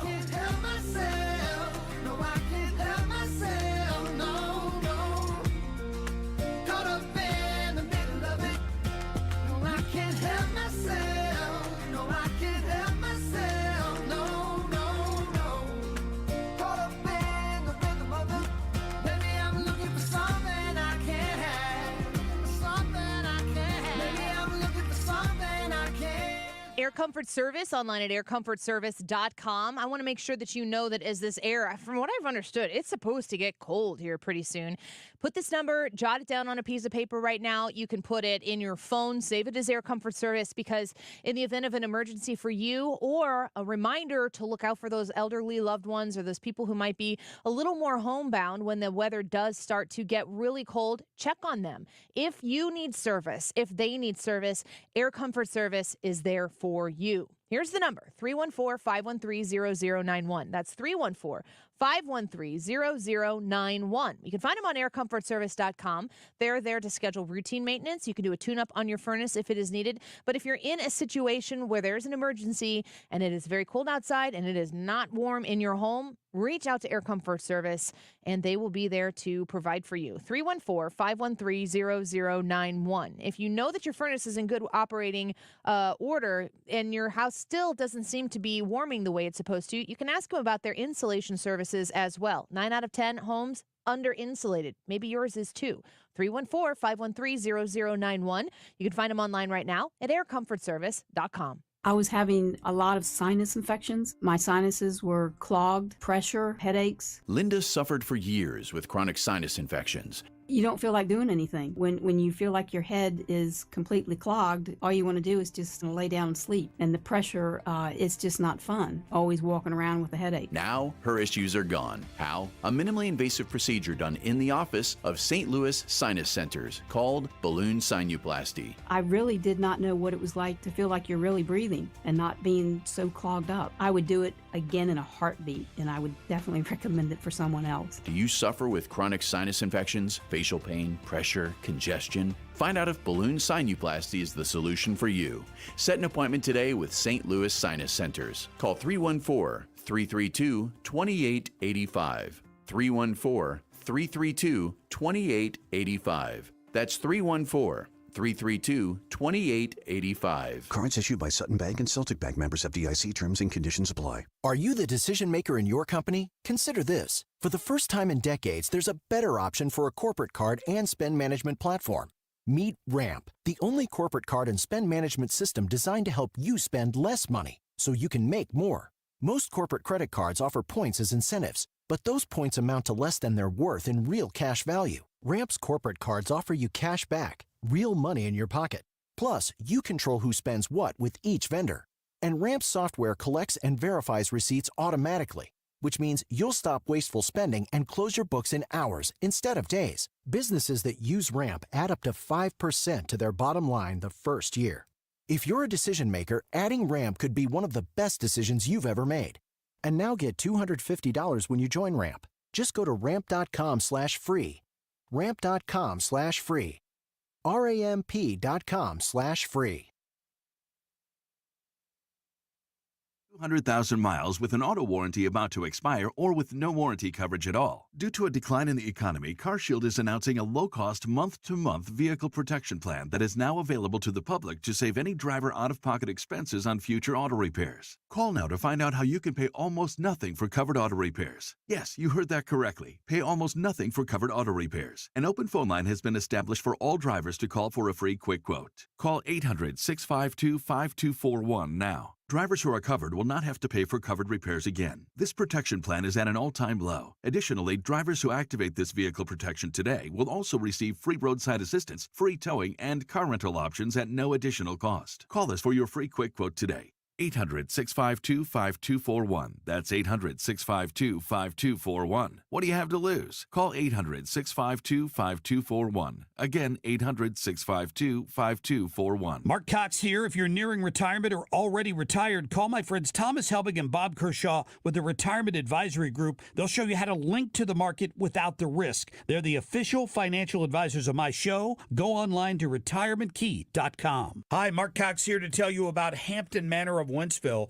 the brand new premier senior living community that is truly premier in every way. They've got a personal chef preparing the main courses, a pastry chef, amenities like a movie theater with plush seating. They've even got a spa with a hair salon and massages and manicures and more. Schedule your appointment today at WentzvilleAssistedLiving.com. That's WentzvilleAssistedLiving.com. The Annie Fry YouTube live chat poll is about Hunter Biden and the circus from this morning. Whose cause is helped more by Hunter Biden's surprise appearance at the House hearing today? Draco Malfoy. Is it Democrats? Is it Republicans? Or is it Hunter Biden's? I've seen good cases made for each of those things in the YouTube live chat poll today. So let us know what you think. We'll give you the results here in just a minute. 2:48 right now. This time check is sponsored by Jerry Kelly Heating and Air Conditioning. It's time for a $98 furnace tune-up. Hey, it's Mark Reardon. Well, quite the Hunter Biden stunt before the Oversight Committee on Capitol Hill this morning. We're going to get into it. Also, Congressman Ann Wagner, Jason Smith is on also this afternoon. We get rolling after Fox News. Some nights I stay up, cashing in my bad luck. Some nights I call it a draw. Some nights I wish that my lips could build a castle. Some nights I wish This is the Annie Fry Show. but I still wake up. Interact with Annie on Facebook. The Annie Fry Show. What I stand for. What do I stand for? What do I stand for? Most nights I don't know anymore. I believe that Hunter Biden should be held completely in contempt. I think he should be hauled off to jail right now, because it wasn't long ago, too, my friends on the other side of the aisle, that you also believed in the power of a congressional subpoena. Not long ago at all. You believed in holding those who refused to comply with a congressional subpoena accountable. And I stood with each and every one of you. I am the only member in this room today who has held a member of my own party in contempt of Congress for not showing up for a subpoena. And I see nothing but complete hypocrisy on the other side of the aisle. That is Nancy Mace. If you are unfamiliar with the news today, the big story that just kind of popped out of nowhere was the contempt hearing, the committee to hold Hunter Biden in contempt for disobeying the subpoena to do that private deposition. Hunter Biden decided to show up for the hearing and sit in the front row. We haven't said this yet, but I need to add this in right now. It is without a doubt the worst thing that he did, that he got up and left and made a scene on his way out. Yes. Like, he showed up for 10 minutes. I don't know that that's really being discussed in great detail right now. It's not just about coming in to sit down. He was there for like 10 minutes or something like that. Yes. There is a very, very good point to be made right there, that I don't know that anybody has said this yet. If you watched what happened this morning, what's the guy's name? Markowitz? Is that his name, Brad? Markowitz? He's the Democrat who clearly knew that this was going to happen ahead of time. So he's giving his speech about why it's great that Hunter Biden has showed up today. And he keeps addressing James Comer and saying, hey, you said that he should show up and that we'd have this discussion. You kept saying it. And I had to give him credit that if Comer said that, and that this is a result of Comer saying that, then so be it. But then the purpose of him being there would be to have that discussion right there in the open. Then he leaves. You just undermined the whole point that you were trying to make in showing up. Well, it was Marjorie Taylor Greene was the next one up. And if there's anybody sitting there that said, all right, let's do it. Let's light this candle. Yes, and that's It's her. exactly what happened. And so the minute that Markowitz gets done and Marjorie Taylor Greene starts to speak. Thank you, Mr. Chairman. Excuse me, Hunter. Apparently you're afraid of my words. Whoa! Oh. I'd like to reclaim my time, Mr. Chairman. Chair recognizes Ms. Green from Georgia. I think it's clear and obvious for everyone watching this hearing today that Hunter Biden is terrified of strong conservative Republican women, because he can't even face my words as I was about to speak to him. What a coward. What an S show. It was a top to bottom. train wreck, no doubt about it. Yeah, just because she starts speaking, it's not as if like, oh, well, she scored some great points. But the whole point that they were making was undermined by him leaving. Yep. Would you have liked it if they would have said, let's put you under oath right now. Pull up a chair. Part of me would. The reality TV in me would have. Well, Kayleigh McEnany and a couple other people on Outnumbered were saying that that's what they should have done. Emily Campagno, who is a lawyer, she was saying that too. Like, they had him right there. They should have done it right there. And I'm like, I don't know. You're not really ready for it, though, so I understand why they wouldn't. It does undermine the idea that there is a purpose for a private deposition first. Yes. YouTube live chat poll for today is, whose cause is helped by Hunter Biden's surprise appearance at the House hearing today? Democrats, Republicans, or Biden? Who benefits?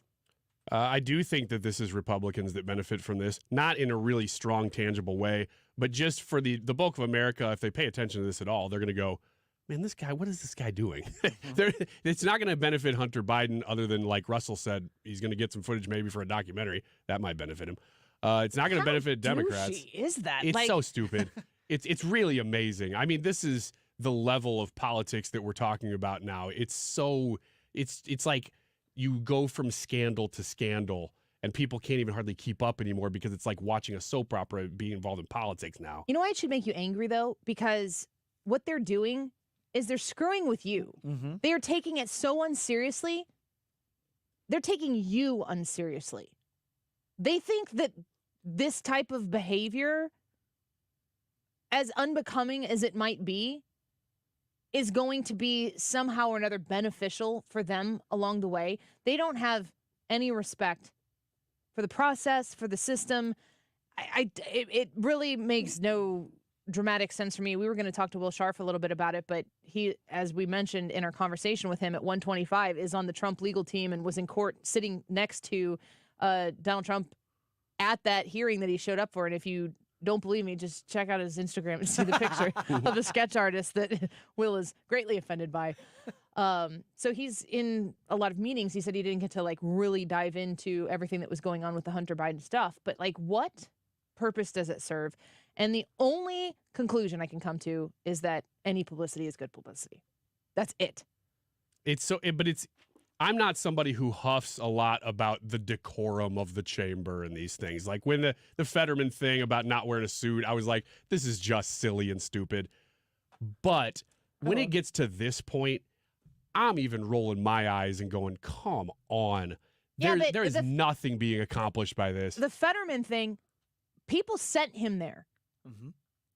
Nobody freaking sent Hunter Biden there. He was subpoenaed and told, you need to show up at this place at this time. And he said, no, I'll come when I dang well please, and sit in the front row with your lawyer sitting next to you.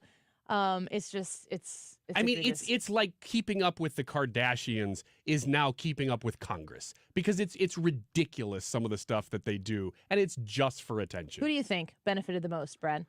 Man, I don't know if anybody benefited the most. I didn't make that an option. I know it definitely wasn't Hunter, because I think people are going to start digging into this. So maybe the Republicans benefited the most, but it wasn't much. Yeah, I think that the Republicans get the hedge on this. Katie says Hunter proved he is a brat. Agree with that.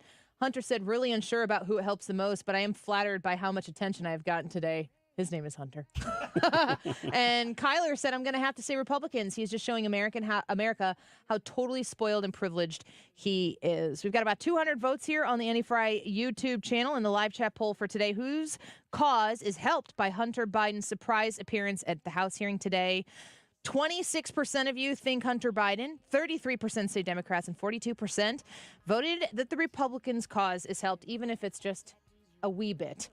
Thanks for listening today. Check the Annie Fry Show podcast. We had retired Lieutenant General Keith Kellogg on today in the 12 o'clock hour, Deroy Murdock in the 1 o'clock hour, and Will Scharf. Great conversations there. Mark Reardon on 97.1 FM Talk next.